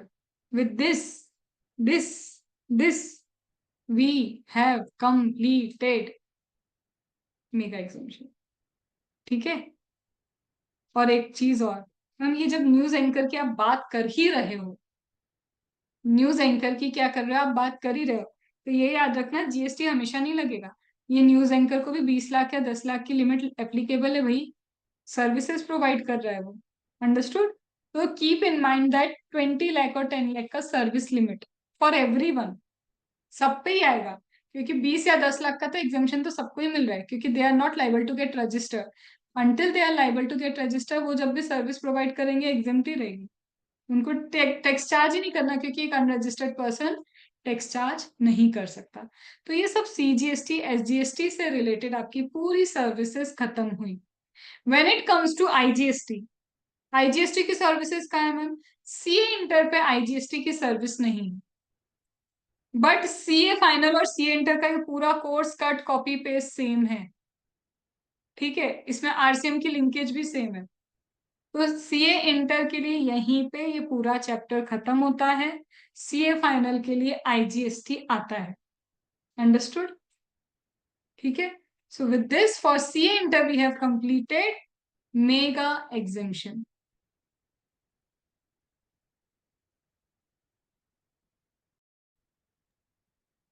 Can you 90। Repeat question numbers?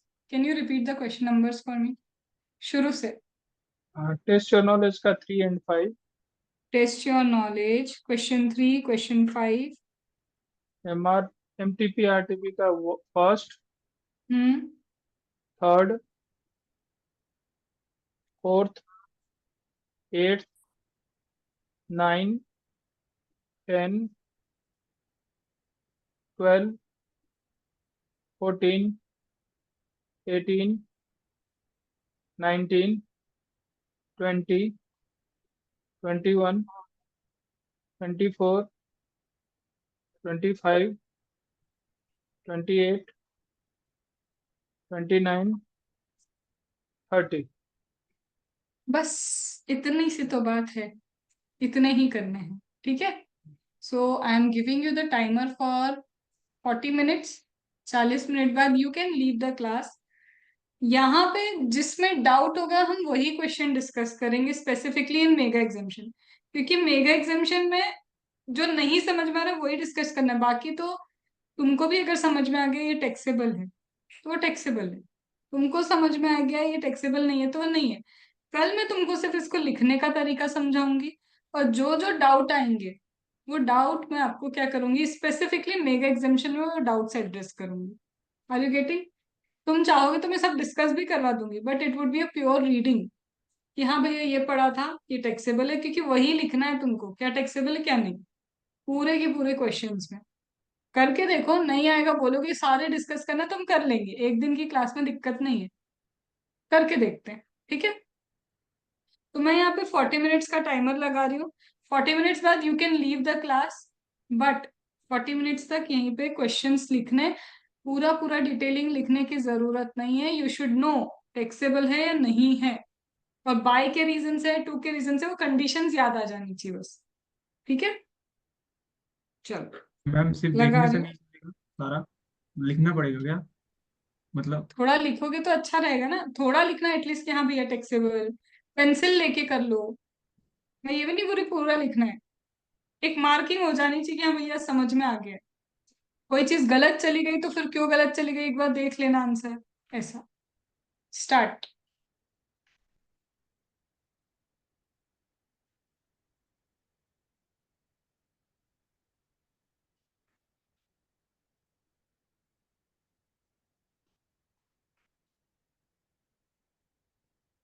Question 19 भी था उसमें? Yes ma'am. ओके, तो इंक्लूड क्वेश्चन 19 ऑल्सो। सो मैं अभी वीडियो ऑफ कर रही हूँ, रिकॉर्डिंग ऑफ कर रही हूँ। It is a timer for 40 minutes.